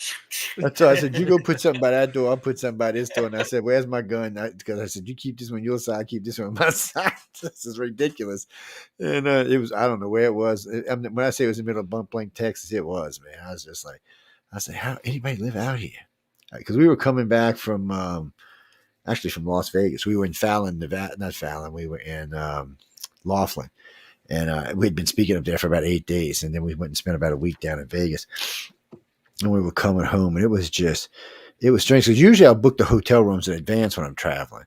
But on the trip up, we had made so much good time, I decided, we'll just, I didn't plan on driving till 3 a.m. and shit. And then it was weird. We stayed in some weird places. Austin. We stayed in this place outside of Austin on the eastern side of Austin. It was like the Twilight Zone. Lights flickering, weird noises going on, doors cracking. It was a pretty place. I mean, it was a really pretty place, but it was a creepy place. What's that, Jenny? Yeah, we're going to actually get on some polls right now before we get to reminiscing about weird and strange stuff. You can go see Sean on Sunday for that. He does a lot of that stuff, so you can go over there and talk to him and say, hello, Sean, are you doing something weird? Well, I don't think you should ask him like that. He might... He might take that the wrong way. Take offense to that one. Or you're doing something weird. No, let's see. Okay, what poll company are we with? We need to give them credit for whatever bullshit we're about to read. Yeah, I didn't say that, Sean. Are they? Sean's a man. Let's see. This is real clear polling. Oh, interesting. So, latest polls. This is 24. We have this all kind of races in here. So here we go. This is primaries for, we'll go down this right quick. Trump 60, Haley 38. That is in South Carolina. That's her hometown, right? Yep. Yeah. Let's see. And then here we go. General election. Here we go, people. This is the fight. Here we go. Let's put the gloves on. Let's make sure they're tied tight. And this is the start of the election. Trump 45, Biden 44. Quite close. Oh, wait. Now here's Kennedy in this fight. Trump 45, Biden 38. Oh, shit. Kennedy just making some problems there, Kennedy. I mean, Trump didn't lose a single percentage point. In that he hasn't lost. contest. We've been talking. Yeah, we've been talking about this. Oh, he's gonna. But I mean, I would have expected like a point, like maybe a point goes to Kennedy from. Well, yeah. Well, he might get 2 or 3 points from him. Where is this at? Republican presidential nomination. Trump 77, Haley 13. Holy moly, man! Wow. Democratic president election. Biden 74, Wilson Phillip 9. Okay, whoever the hell that is. Yeah. North Carolina. Who's that? North Carolina, Trump versus Biden. Oh, and Kennedy. Oh, wait. Okay, I'm calling bullshit on this poll. Trump 47, Biden 44, Kennedy 2. What? I have not seen Kennedy pull 2 in any state yet that I've seen him in. He's usually between 8 and 16. So 2, I'm calling bullshit, people. I'm officially North Carolina Republican. I'm calling bullshit. I'm sorry. That's the North Carolina Trump versus Biden versus Kennedy. I'm calling bullshit. Bullshit. Remember that little thing on TikTok with the get bullshit. That's what I'm calling. Okay, now we're moving on. East Carolina, we don't care about that. That's all. This is a Senate race. We don't care. Mamas, don't let your babies grow up to be politicians. They'll break your heart for sure. Okay, President. I may be calling some bullshit here, so y'all get ready for this. President Biden job approval. So what do y'all think this is just general? What do you think is approval rating? This is CBS News. Oh, okay. God. So, 38. this is CBS, so take it with a grain of salt because you know it's CBS. I'd say 32%. 42. And disapprove 58. What? Yes. Yeah. 42%? Yeah. 42% say he's doing a good job. 58% say he's not. So that's the hardcore liberals and the progressives is what that is. Let's say how many of the 4 million illegals got the vote in that one? Yeah, I know, huh? But it is a 16-point difference. So Rasmussen approved 43 to 55. See, I'm feeling I need to go put my shit kickers on. I'm starting to feel some shit between my toes here. Joe Biden's approval.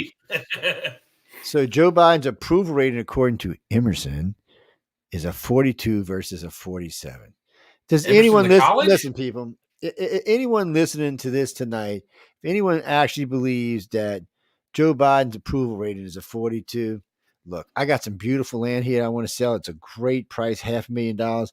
There's a few acres right here on the Gulf Coast. Look, come on down. I'll sell it to you. You'll be really happy with it. Let's see. Generic poll, congressional vote. Emerson, Republicans 44, Democrats 42. Pretty much everywhere I've seen, they've been ahead. Okay, here is Emerson, Trump versus Newsom.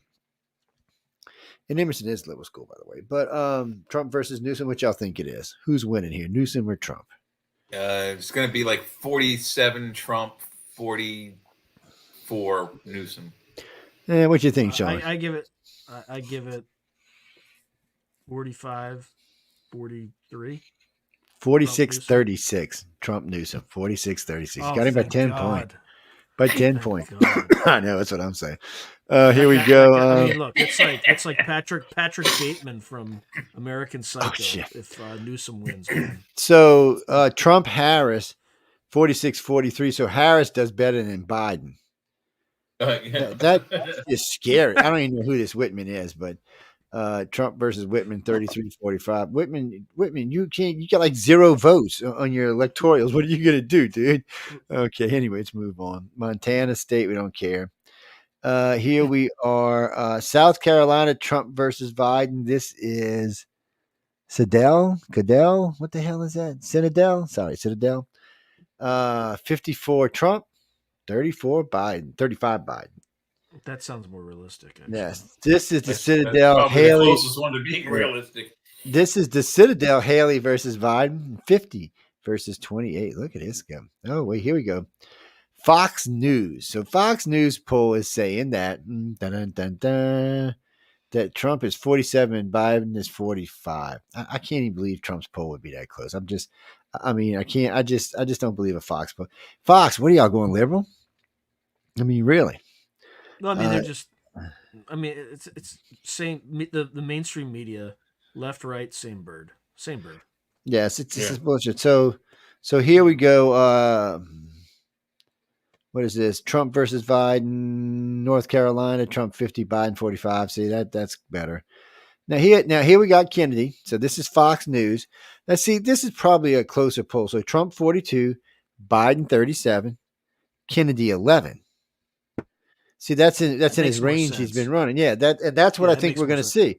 I think we're going to see between 10 and 15 Trump's strength points. is not from Trump. Trump's strength is people despise the Democratic Party. I mean, that's So I mean, I really think that's what we're going to see across the board. And then in Carolina, the vote comes out: Trump 46, Biden still 37, but Trump's higher, and Kennedy's 8. So I mean, his performance, like I said earlier, is between 8 and 16. And I think that in the general election, I think we're going to see him pull like 12, just a solid 12. Yeah, and that dooms the Democrats from any Democrat winning the election. Let's see. We don't care about all these. Oh, wait. Oh, the Hill Emerson, Biden 55, Trump 32. What?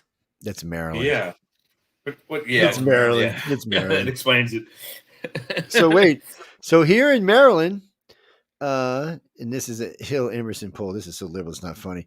Biden 47, Trump 31, Kennedy 6, Stein 1. So really, we already know in Maryland, running cities as well as you're running Baltimore. I mean, why wouldn't you vote for Biden? I mean, Baltimore's such a crime-free city, and you don't have to worry about anything in that city. I would bet you money that Kennedy's going to do far more than 6 in Maryland. I would think more around 12 to 14. He's a Kennedy. And that's like, Maryland, Boston, all that whole little niche area. Yeah, anything in the Northeast, he's going to take more points. Yeah, so I don't. So I'm kind of funny on that one. This is South Carolina, Trump and Haley. No, we don't care about all that. General election, Biden, The Economist, U.S. Gov, Trump and Biden tied at 44. Yes, that sounded a little weird. Yes, I know.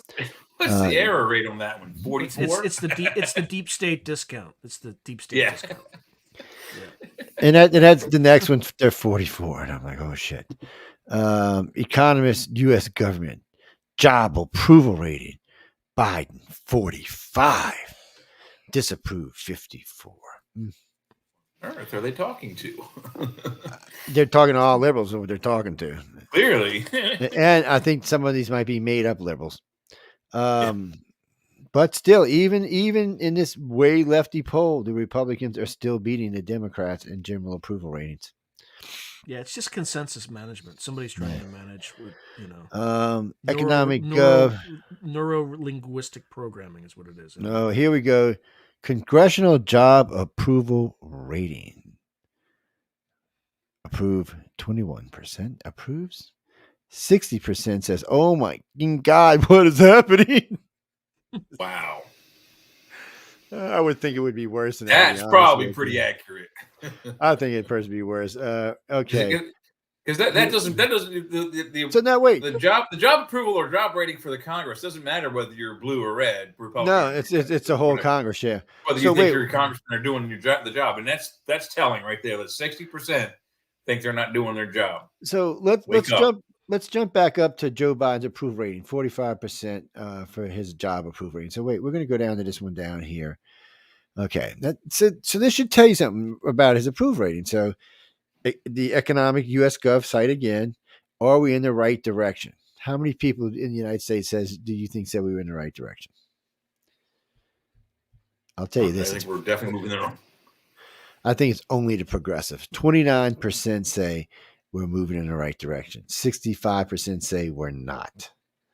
I agree with that. So how can you have a 45% approval rating when that much of the country thinks you're going in the wrong direction? Because you're doing something wrong. Yeah. So you know up here. The books. Yeah, exactly. That's what's going on. And sometimes they get caught with their britches down. This is Trump versus Biden in Winthrop. Trump 50, Biden 35. Damn. It's interesting to see some of these polls because you're looking at them. Morning Consultant, Trump 43, Biden 42. Trump Haley, Trump, you're killing her. The other interesting thing to see in these polls is that we've seen, as I've said, over the last few months, we've been going over these things, and they've been kind of steady. Pretty close. Biden 37, Trump 47, Trump 30, Trump 40. They've been back and forth all over the place. You can tell who was favoring who. But now we're starting to see where it's starting to come into a little bit more accuracy, where we're starting to see the Trump 55s and the Biden 35s instead of they're real close polls that we've been looking at. Yeah. Now here are two polls that we had looked at had his approval rating both around 42 or 45. So on the Financial Times, it says 38% of the country disapproves, 60% disapproves, 38 approves. And then you go down to Rasmussen, 29% approve, 65% say we're going in the wrong direction. So it's clear that the overall majority, at least 60% of America, thinks we're going in the wrong direction. And only about 30% or 30 to 40% think we're going in the right direction, which I even have a problem with that number. I would have to know who these people are. This has to be, because there's not that many rich people. I mean, rich people make about 10% of the country. So, okay, that I can see them saying that.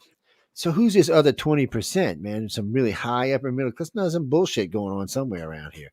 It's all the purple hairs, all the purple hair Karens out there. But anyway, people, that was courtesy of Real Clear Politics. And this next one is, what is this? Oh, this is 270 presidential election. They do a lot of weird stuff in this poll. Average of 5 polls. Last poll, February 16th. Trump at 44%, Biden at 43% with 13% undecided. That 13% can make a big difference. That's a national poll. And then after that, they got all the state polls up. I see Trump made up some points here in Maryland. He's doing well in a lot of places, though. And a lot of states that didn't carry him last time are carrying him this time. Now, the damn people in Pennsylvania, they're still on Biden's side up there in Pennsylvania. They got to get it together. But Georgia, who voted against him last time, is clearly on Trump's side this time. Yeah, they realize.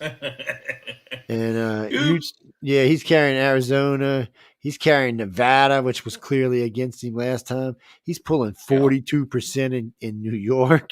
The country's like, no, man, we've had enough of this shit. We want anything with Joe Biden. Please, America, please don't give us Joe Biden again. Yes, please and thank you. Change it up. And so there's these states. So Nevada, which is one of the undivided states. Well, now it's kind of siding towards Trump. Arizona is 2. Let's see. Indiana going to Wisconsin's going to probably side with Trump, and Georgia's definitely already siding with Trump. So I don't know. It looks like clearly Trump's already won this election, and so if he doesn't, what's going to happen? And did you know 70% of America now believes that the last election was rigged? Yeah, look, I don't think he's going to win this election. I don't. And it's going to start World War III in our own country.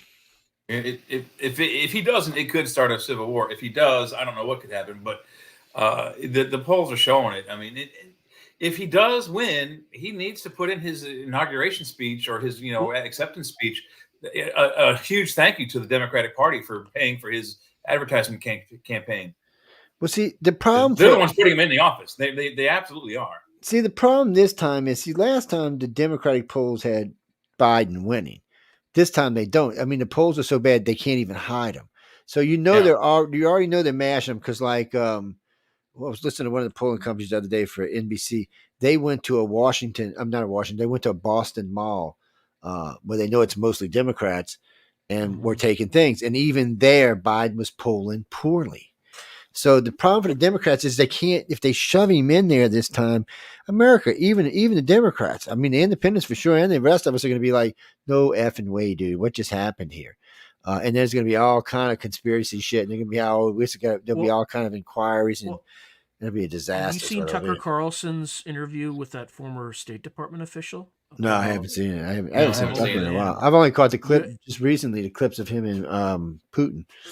So there was a strategy that the intelligence community had called the Red Mirage Blue Shift.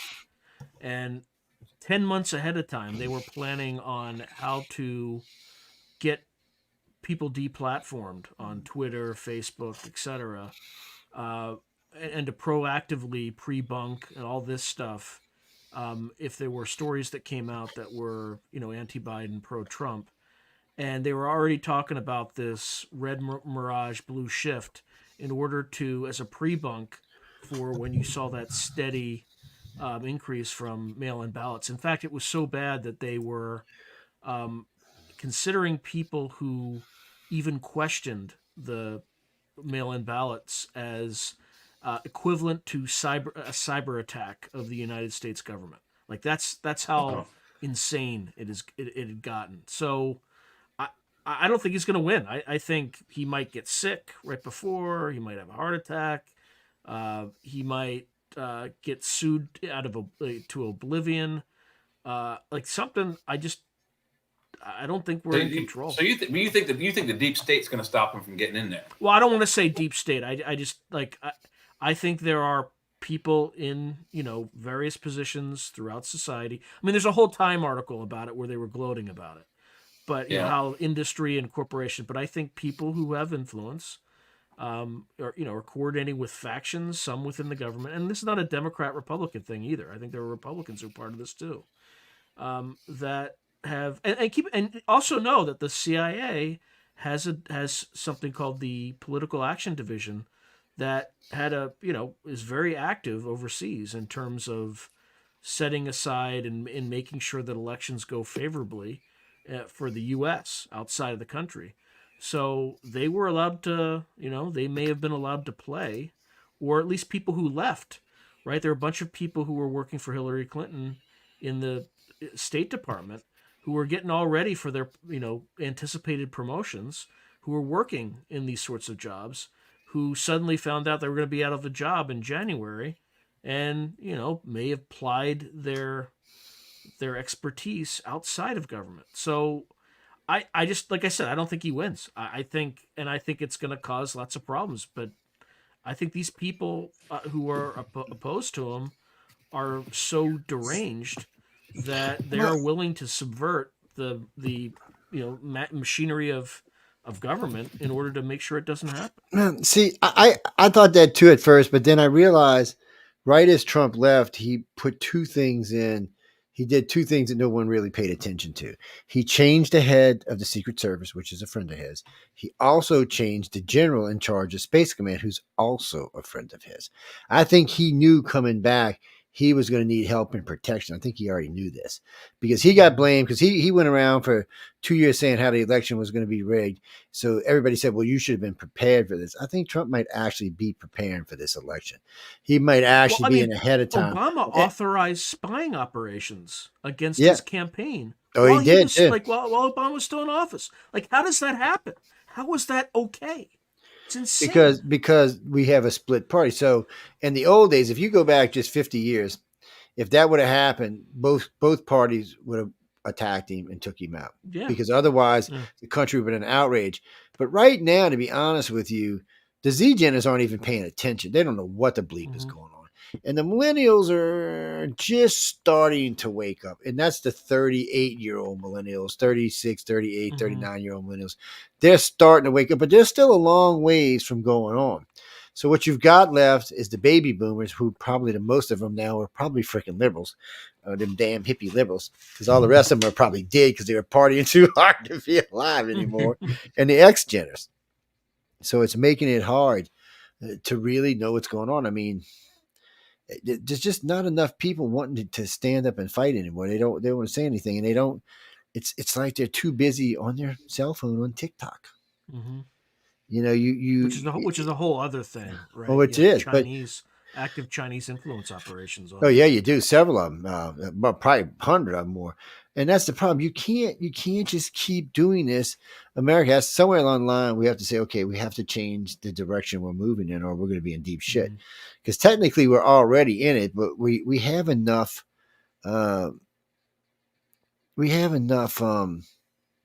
Still good people in place that we're probably all right now. And if we go to a real war, we're kicking Biden out no matter what. So I think that's another reason that Trump will get in. I think the powers that be don't really want to buck this because nobody in this country, whatever side you're on, wants a war with Putin. We just don't want to. Any way it goes, there'll be millions of people die and millions of innocent people die. And nobody really wants it. Even Putin doesn't really want it.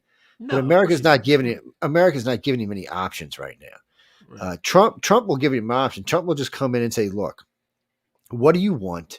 How can we end this? And what is it that is going to keep me from blowing you completely off the fucking face of the planet? And he will tell him that. He's told him that. He's told Kim Jong. Trump will tell you, look, we're not going to play this game. All right. This has got to end. There's too much other stuff going on. It's going to start World War III. Do you really want to die that way? Because he told Xi Jinping on 2 different occasions, if it comes down to it, we will wipe you from the face of the planet completely and utterly. Because we do have 5,500 nuclear armed weapons that can wipe you from the face of the planet, not including the tungsten rods in space. So if we want to wipe you off the planet, we actually have the technology to do it. And we do have the will to do it because we have done it in the past. So that always keeps us ahead of everybody else in the game, because in the end, is America bluffing or are we not? No, we're not. We will kill you. You should just look around. We've been killing people since we've been a nation. It's just what we're really good at. It's like some people are good at making wine. We're good at killing people. When we finally get into deep space, we'll be the ones out there killing everybody. I know it's pathetic, people. What can I say? It's something America's good at. And I think in this case, there's a lot of powers that want to keep Trump out because he's going to go after the FBI as soon as he gets in. No matter what happens, he's going to get in. And I think, unfortunately, for the Democrats, they're in a bad position here. So if somehow Trump was to lose with all these big numbers, especially when we get to polling day and he's 8, 9, and 10 points ahead, the Democratic Party would be in a world of shit because the country would go after them. And eventually they would find themselves out with maybe only 10% in the Congress. And they would just, of course, impeach the president and put Trump in anyway. They'd make him Speaker of the House and make him president by impeaching that. Any way it goes, he's going to get in there unless somebody kills him. As far as the election goes, because I really do think if the country decides, if the Democrats pull out again, I think that the country's just going to go against them all the way around and say, guess what? You're out now. They'll be rioting in the streets. They think there was an insurrection last time. They'll see what an insurrection actually looks like. Yeah, that was FBI inspired LARPing. Yeah, that was not. Obviously, I mean, I'm still confused. I got into it with a friend of mine a couple months ago about this. We were on air, and he goes, well, they were insurrections, and they were trying to take over. I said, what were they trying? I said, was anybody carrying M16s? Did anybody have M20s? Did anybody have tanks? Did anybody have hand grenades or pipe? Nobody had anything. And I said, and then they found a pipe bomb the day after the whole place had been patrolled with That dogs. may have been planted by who. Yeah. So none of that's is convincing. Nobody got hurt except for the one guard, and that wasn't from the insurrection. Man had a heart attack, and the doctor said he would have had a heart attack any other way. Oh, and they also shot a female Air Force veteran. Yeah, the one ex Air Force lady. Yeah. Casualty. Yeah. So one of those people got hurt. So I mean, they occupied the White House. Killed her. I mean, they killed her. That's what I'm saying. Yeah. So and then they occupied the Capitol building for a while, and then they broke up and went on their way. And so let's stop for a minute, people. What did BLM do again? How many cities? How many buildings? How many people died? How many people went to jail? Largest insurance settlement in human history. Yes, and so because of those riots. So you had cities basically burning, people running through the street, flipping cars, blowing up buildings. And here's an interesting statistic for y'all. Did you know 90% of all the buildings that were destroyed in these neighborhoods were black. Guess what? No, they weren't black. They were Hispanic or Asian. The blacks burned their buildings down. The neighborhoods burned them down. That was the first thing they noticed in several of the towns, that these were businesses like, how a lot of times Middle Easterners will come in, they'll get grants to come in our country and put up convenience stores and stuff like that. People like that, any of the legal aliens that were in our country running business, they burned down their business. They burned them out of the neighborhoods, basically, is what they did. And nobody even wanted to talk about that, or the amount of people that were raped, or the amount of people that died. I mean, it's and then let's not even talking about occupying Seattle for 14 weeks. Yeah, Chaz. Yeah, like that was a literal insurrection. I mean, come on, man. They burned down like a police station. Like, come on. Tried to invade a federal building. I mean, what's the difference here? Nobody got in trouble for anything now. I'm like, what the bleep? And there were several women got raped going into that neighborhood. Well, Joe, it's a two-tier justice system now. It's literally a two-tier justice system. Well, you're either on the regime side, or it's the regime, or in everybody else. Well, the regime better remember that. Yeah, well, regime better remember that America is armed. There are 260 million Americans carrying guns these days. So, do you really want that? About 180 million, but still, do you really want to start a war with them? And that's the other problem. Somebody asked me one day, "Well, the military would just come in and kill everybody." I said, "Nah. First off, it's not going to happen that way. First off, they have to send the National Guard. First off, they're going to already side with the other side. I can tell you that now." And then if they tried it, and they can't really just send in the regular military because it leaves our country vulnerable from outside. I said, so the ships have to stay at sea doing their regular patrols. The armies were already dispatched. You can't pull all them from army bases and bring them home. That's not, and even if you do, they're not going to just automatically take your side. Well, not to mention that you also have to declare like a national security emergency. Otherwise, posse comitatus, the Posse Comitatus Act of 1878. applies, right? They can't be deployed against U.S. citizens. Yeah, well, that's the actual U.S. military cannot be deployed within the U.S. borders. Yeah, right. I don't think it states they can't be used against U.S. citizens, but they can't be used within our borders. In U.S. borders, correct. Yeah, they can't be inside our borders. Awalaki or whatever his name was droned, right? The 16-year-old and overseas, but yeah, they don't, and it needs to stay that way, and. Well, people. So no, Jimmy. So to be honest with you, the National Guard was the militia. So so the Second Amendment really isn't about the right for us to bear arms. It's about the right for us to form a militia. If you read it, that's what it actually says. So we're supposed to be able to arm ourselves with anything the military has. We're supposed to be able to form a militia and arm ourselves like that. And so what happened after we started doing that? The government decided, well, shit, this is good, and made them the National Guard. Now, all those militias that used to be around are all the National Guards now. That's how they got started. Now, people just join the National Guard in their own states, but that's how they originally got started as militias. There used to be there are still a few big militias left in this country, but there used to be a big militia in every state, well armed, ready to go. That's what they were there for. And then finally, somewhere, I don't even know when it was, they decided that, it would be easier to make a National Guard. And that way it falls under the government's control instead of some general who used to be in the government. But in the Deep South, there is at least 2 million man militia that I know of. Very well armed. And you're not going to just come in and root them out of the deep south. It ain't going to happen. You'd have to come in and burn the whole area down, man. It's just not going to happen. It has been done before. It has been done before, right? Yeah, it's by General Sherman, right? Yeah, so it's bad enough that you can get down here with any kind of weapons and stay in the swamp. You know, I know on 3 or 4 battles down here that they came down and threw out. The swamp is just if you get in the swamp, you're never getting them out. You're never going to be able to get to them all. They're going to kill too many. It's not going to be worth it. And you're not going to find them with jets because the brush is too high. And even if you burn the brush down, there's too many other places you can hide. They can pull alligator holes out. And then if they want to, while you're marching through the swamp, they could have been putting meltdown across the bottom of the swamp while you're walking through, attracting the gators. All of a sudden, before you know it, there's 80 or 100 gators attacking your little happy platoon. And once it goes into a feeding frenzy, shit, you're gonna lose half your platoon before you. And it's already happened more than once. It happened to the Japanese in World War II. So I mean, it's and we've proved this in not just our country but all around the world. Look at the Afghanistans and the Russians, man. You know, the Russians are just not good at fighting these kind of wars because look at what the Ukrainians. If you really want to, you can really keep an enemy at bay if you've got the weapons and the supplies. Oh, you mean Wolverine? That wasn't the name of the movie. It was Red Dawn. Yeah, Wolverines. Wolverines was the mascot of the football team. Yeah, yep. or Wolverine from X-Men, either one. But the partisans, the U.S. partisans were Wolverines. Yeah. So it was you know. So I liked the first Red Dawn. You know, it's just that was very good. You know, the second one had to bow to Chinese pressure and had to make it the North Koreans were invading North America. It's like, come on. Mm-hmm. That North Koreans. We had just started blowing up their country over there. The first one, it was the Russians and Cuba. Right. Yeah, they used, you know, and they came in through the coast. And they came up through Mexico and Canada and split the country in half. And said, let's go, man. We got a fight going.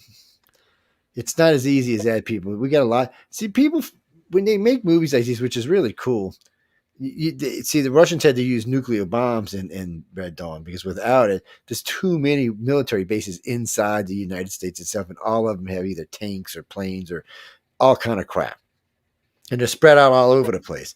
Just here in the South, I can count between where I'm living right now and from New Orleans to Pensacola, there are 3 naval bases, 2 Air Force bases, 3 NASA bases, all of them with jets, planes, and tanks and ships, all of them. And that's just right here. And then the Gulf Coast, the entire Gulf Coast is covered in bases. And it's just so much equipment down here. It'd be really hard on anybody invading us. You'd have to, even if you took out one base, it'd be 3 more.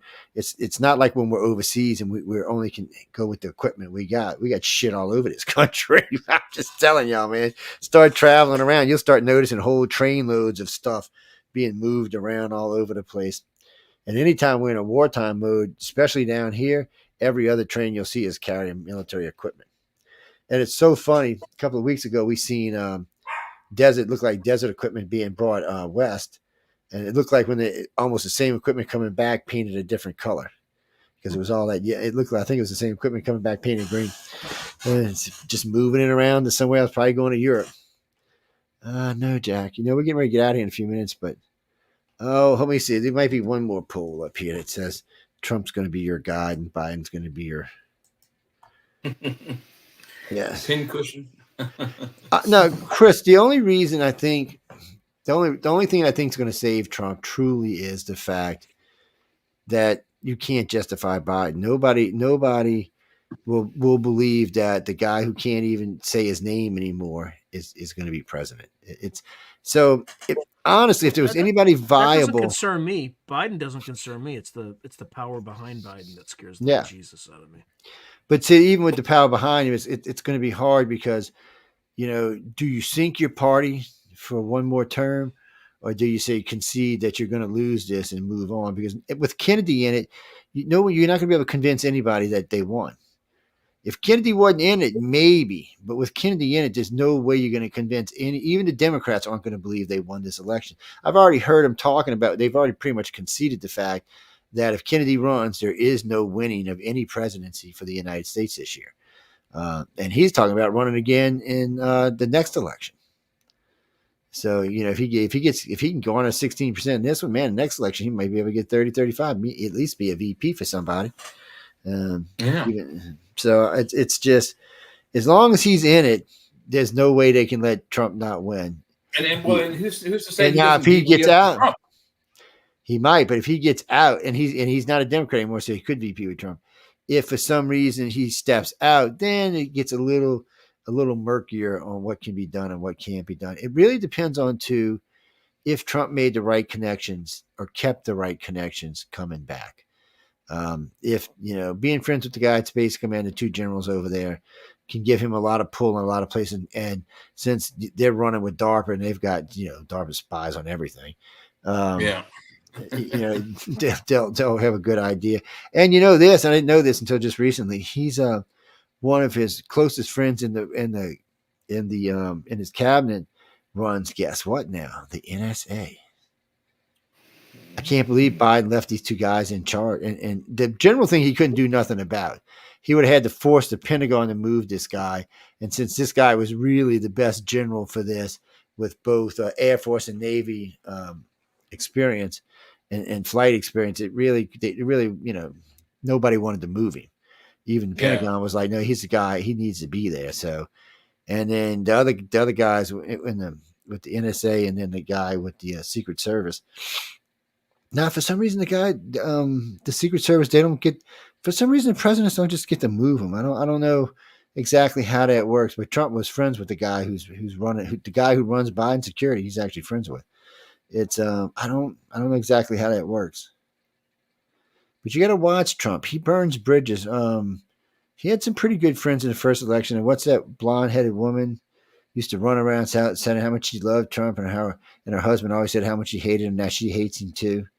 Oh, Kellyanne Conway. Yeah, that's her. Yeah. Yeah. Look. The thing about Trump is that he expects the people who work for him to take a bullet for him, but the first opportunity he has to throw him in front of a bus, if it suits him, he'll do it. Right? He's not the kind of guy that you want to work for. Like he's not. But it's just the alternative is 10x worse. Yeah. Well, I mean that's the thing. But see, he shouldn't have to. If he's allowed to do his job, he shouldn't have to throw you in front of no buses because there shouldn't be anything to do it. It's just, and now, I mean, it's come to a point now for the Democrats is, what are you going to do now in this time? I mean, you tried to impeach him 2 times last time he was president. You've tried every dirty trick you could this time to keep him out. I mean, if you do any more, even Democrats, they're polling bad amongst the Democrats when it comes to cheating now. A lot of people are really starting to think that maybe Trump did win that election. And that's going to be another factor. They could cancer gun him, Yeah, they could. Microwaves. And I don't know who. I mean, and there's no way Newsom's going to win. He's just polling way too low. I wouldn't. Man, he wins this state consistently. I don't get it. I don't get it. The guy's like shadier than a snake oil salesman. Well, how many times can y'all run in California back to back? 2, 4? I know down here it's 2. You have to sit out 1. You can be governor twice down here, and then you have to sit out 1 time, and then you come back and be 2 more times. I'm like, I mean, anybody from the Democratic Party out here is going to be a wackadoodle, so it doesn't really. And there's no Republican. People to. I mean, when I'm in an election and I only have like a Green Party candidate I can vote for, other than the Democratic Party candidate, I have to vote for a Green Party candidate. Right? Oh God, that's horrible. Yeah, well, it's hard. I mean, and it's weird because California used to not always be a bunch of blue people. I don't know what happened. I mean, that's why it's falling apart. There's no opposition, so it's just these people are, and that's why they're leaving. Well, if enough of them leave, you might see some Republicans come back. You might see Texas flip one way and California flip the other way. They're just not organized enough. They can't win. No, not right now. They can't. But you give them 15 or 20 years as the 2 states are trading off. Because you might start seeing if too many bluebies move to Texas, you might see a big chunk of the Reds move to Cali. They might actually flip the 2 states backwards. So one might too expensive. Like once you get into the housing market here, you can't really leave because of that proposition that allows your taxes to stabilize. It's expensive to get into the state. It's really expensive. I'd be like, buy a condo, be done with it. That way you can rent it while you're gone. Yeah. Well, no, it's actually we were talking about this because a couple of states you're better off buying a condo, even as long as it's low HO fees. You're better off buying a condo because you can. I mean, you can always rent a house, but it's easier to rent a condo, especially if it's in a decent location. So you can just let it go and say, okay, well I'm going to be out of here. You can rent it out 6-8 months out of the year. And make your money. You can actually most condos today you can make, depending on how you want to live, you can make clear. If it's a medium range condo, say $300,000 to $500,000, you can probably make about $12,000 a month, minus your fees, and also say about $8,000 a month. Where are you getting a $300,000 to $500,000 condo in California? Oh, you can get them in Cali, man. We actually looked some when we were out there last time. In the Mojave Desert, maybe. No, they were actually they weren't that far from downtown. No, we went and looked at a couple of them. Yeah, in LA, they weren't that far out of town. Well, I mean, LA's like a Darwinian hellscape right now, so you probably get stuff fire yourself out there. And then, but it doesn't matter. You don't have to get them in LA. You can get them in Florida. You get a really nice condo in Florida for around 500 G's, and you can rent it for $5,000 a week, and it'll rent $5,000 a week. $5,000 a week, and and unless if it's a nice one, if it's a shitty one, well, I shouldn't say shitty, but an okay one, about $2,500 a week. So anyway, we'll go with the low end at 25. So that's $10,000 a month between your HO fees and probably your because your HO fees usually include your insurance. That and your note, you're probably going to be clearing $6,000 a month, $5,000 a month. So that's not bad, but it's not enough to really have a great living. But if you have 4 of them, then you're clearing $20,000 a month, and you're sitting pretty. And as long as you're insured, if a hurricane comes along and blows them out of the way, well, they just paid it off, and you got $1 million sitting in the bank. So it's a win-win. That's why so many people do it in the South. It's just a win-win for them. And insurance is a high these days, especially on rentals. But if it's a good rental, and if rentals get popular too, it's weird. B&Bs down here people use all the time, and but it's nice to have a condo, a nice place, or a cottage. Cottages do well too. Mm-hmm. And you can pick up a cottage for $300,000-$400,000, a nice one too, by the water or on the water. And like down in Blue Mountain Beach or Grayington, which is where the neighborhoods. I'm telling you what, when people go down there from out of state, from other places, and they go to this part of Florida, they're just stunned. They just are stunned. One, there's no crime, zero. There's nothing. Yeah. There's no crime happens at all there. On top of that, and I've said this a million times, you could be a woman out jogging in the midnight, or you could be a woman out driving, your car blows a tire. 3 or 4 people will not try to come up and rape you. They will try to come up and help you fix your tire and get you and make sure that you're safe. It's just weird. And then there's bicycles everywhere. So if you don't want to take your car, most of the restaurants and stores and shops, and then there's a big mall has a they have like the big mall has like 200 bicycles in front. Just take a bike and go. There's no charge for it. Just drop it off at the next place you're at, and go on about your business. It's just. And the prices are fair. The beaches are beautiful. You got emerald green, gorgeous beaches out there. Beautiful night skies. It's just a great place to be hanging out. And like I said, everybody's friendly and kind, and it's just generally weird. It's like something out of Beaver Cleaver's 50s. Not to stop. Everything's really beautiful, but it's just so weird. And you don't know who's going down there. There's probably some crazies going down, but they don't act crazy down there. And you know what? I have never, to this day, seen a cop there. Not one time. Not working the roads or doing speed traps or being around the club. Or they're putting lithium in the water, keep everybody calm. I don't know, dude. It's a strange place. And they got a couple of nice clubs down there too. And it's got this reputation, and maybe something in the air. Who knows? But it's nice. It's peaceful. And even with the bars down there, it's just 3 of them. There's 3 clubs.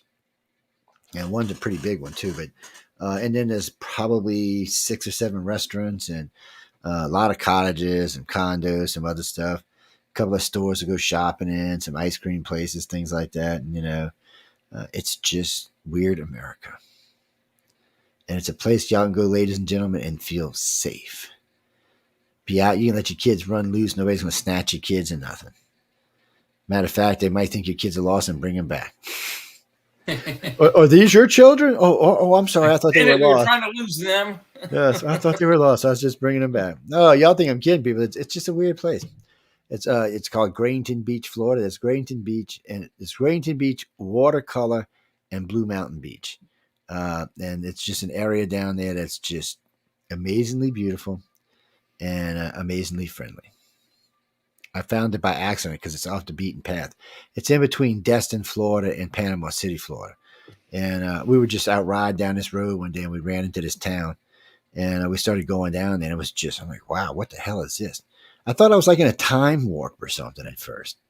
Because it was just too, it's like so friendly that it bothers you a little bit. Like you're waiting for like somebody to jump out the woods and hack your ass up or something.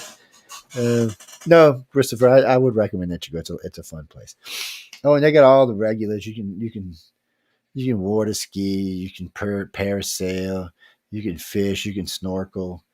They even got 2 little rivers that empty into the Gulf right there, so you can even do a little freshwater spearing or even some spearing if you like to go out gigging for flounder or something. Yeah, I know.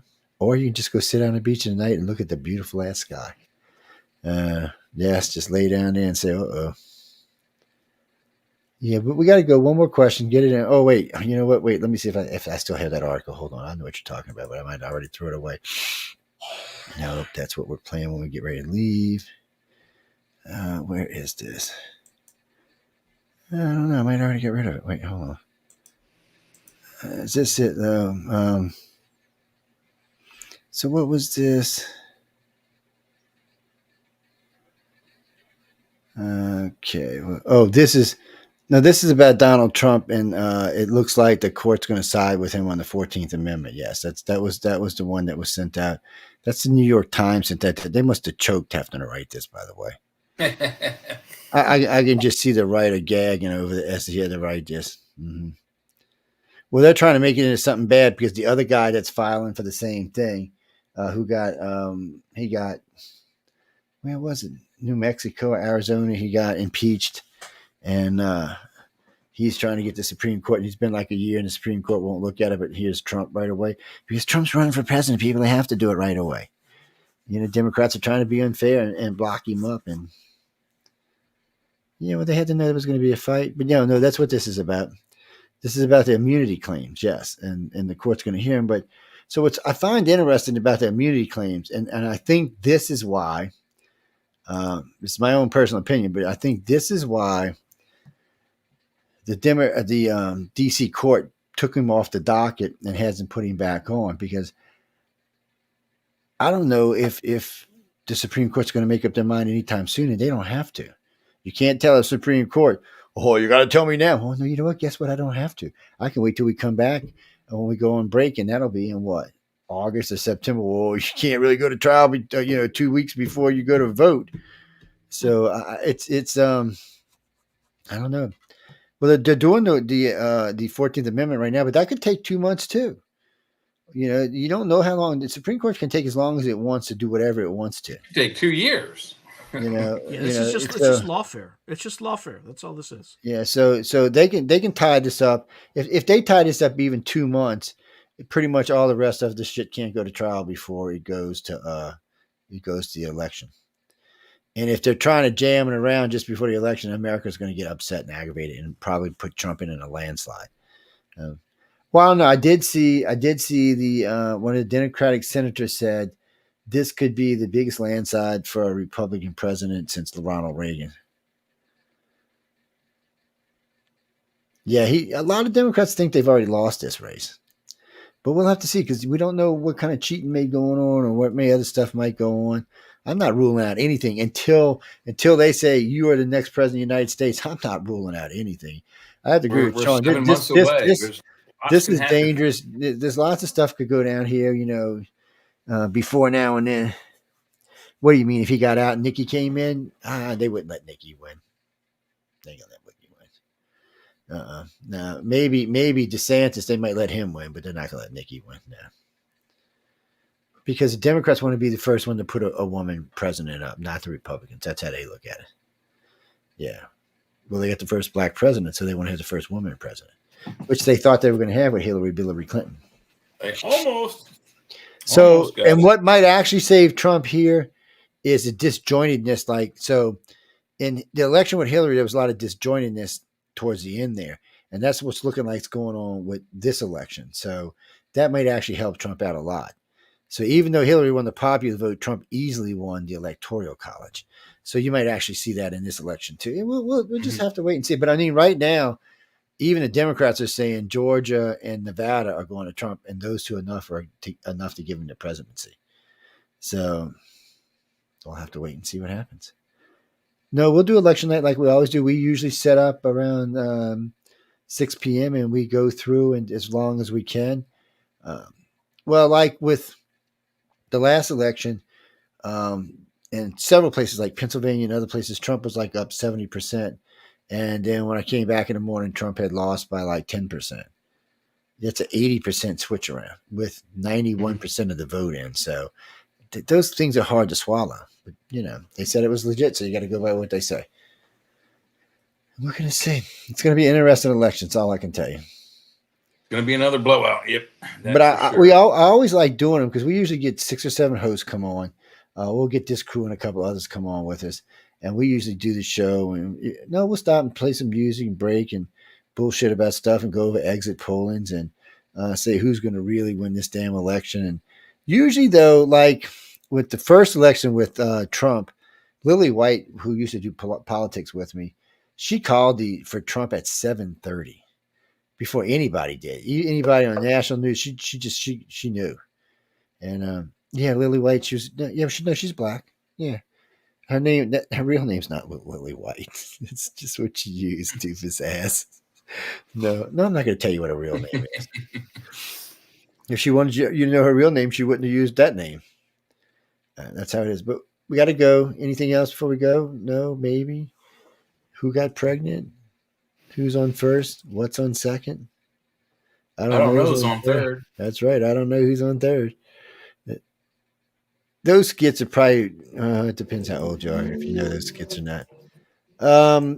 Guys and girls, I will put up a poll later this week. Poll will probably run until election time. This will be, will actually be 4 polls that'll put up, and we'll start promoting those polls on all the shows pretty soon because those are general election polls. They'll have, who's going to vote. Basically, it'll say, who are you voting for president? It'll have a list of people you can choose. Really and truly, the only 3 people are going to be on is Donald Trump, Joe Biden, and Kennedy. That's the only 3 that have anything. We're not going to worry about we're not going to do anything with Haley or anybody like that polls. We will do drive approval rating polls, life approval rating polls. What is the quality of your life now compared to then? So did you have a better quality of life under Trump or Biden? Those are just simply, yes or no polls. But there'll be 4 or 5 of them. Then you just go click them, and they'll stay up there until the election, so you can see every week, who's holding on, who's winning. They're really good polls, and usually they'll do anywhere from. Well, it depends. Sometimes they do 100 a day. Sometimes they do 1,000 a day. But sometimes they do more than that. But it's polls you can watch and see the progression of yourself. So you can just go by and see them. See who's holding up where. It's just a nicer way of doing it. And we have a pretty good following. I think we got about 200,000 people who follow the American Polling Company. So it's something that, we'll just send out an invitation, let everybody know. Well, when we put out a poll, it goes out automatically to everybody. It'll also go on the Facebook pages, excuse me. It'll probably also go on the YouTube page as well. And it'll be on the website too. So y'all can just take the poll and go and say hi and let us know what you think. Oh, you mean sexiest host? No, I always win that, so we're not going to put that up anymore. It's like bullshit, man. Put this poll up. You need a new poll. You need a new poll. Yeah, no poll. Listen, you see these guys? You hear these guys? Oh, man. I'm sure the rest of the guys in the network will be put me on that damn. What? Oh, no, we did. One year we did do a calendar on, this is, like 10 years ago. We did a station calendar with 6 male hosts and 6 female hosts. Mm-hmm. Yes, I know. Is that not crazy? What do you mean dressed provocatively? No, but The guys were in like shorts and shirts, and the girls were in same thing, shorts and shirts. No bikinis, man. Get out of here. You're gonna have to give me 6 months lead time for that, so I could lose about 80 pounds. Wait. Oh, so you want everybody to wear a thong? Get the That ain't gonna happen. I'll wear one just like get a crap out of some people. Y'all are sick people. We got some sick people who listen to this show, I swear. No, just remember, you won't be able to unsee it. So that's right. Once you see it, once it's there for life. People keep that in mind. Cannot unring the bell. Yes. Well, no, we talked. Well, hey about guys, I got to get going anyway because my girlfriend's going to work and my dog is going to be unattended. So I'm going to bow. We're getting out of here right now. So we're getting ready to cue up the song and get the hell out of here. But y'all, Jay, tell them you're on Church of Mavis, man. Church of Mavis every 3 Fridays right here on the network just before this show with Jeffrey Pritchett. Jeffrey Uncle Pritchett, that's right. Jeffrey Uncle Pritchett. Yeah, Jeffrey Uncle Pritchett. All right, get out of here, man. Sean, tell me where they can find you, baby. You good? Thanks, Jay.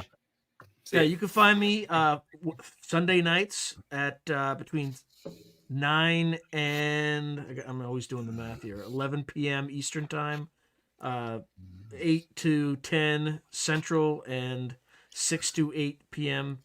Pacific on Through a Glass Darkly Radio with Sean Patrick Hazlett on this station. You can also find me, look beneath my name. You can see Through a Glass Darkly with Sean on YouTube.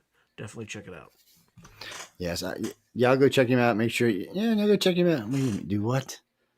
No, I don't think you have enough money for that. Anyway, I would think you do. We're getting out of here. I want to thank everyone for tuning into United Public Radio News on the flip side. No, Christopher, and no, Christopher. No, you can't come on the show, Christopher. I'm sorry, dude. I've seen your comments. You would just no, you just wouldn't make it. But anyway, we're gonna leave y'all with some 5-finger death punch as we roll up on out of here. Again, I hope everyone enjoyed the show on United Public Radio and News on the Flip Side. Until next week, have some fun. And remember, you can send in requests for music. You can send in news articles. You can send them during the week. You can send them here. You always got to write to me as iCarCox.net, unless you're on my friends list on any one of my messengers, and you can send them to me there as well. Well, good night, and stay tuned for some, music. Hey, I have a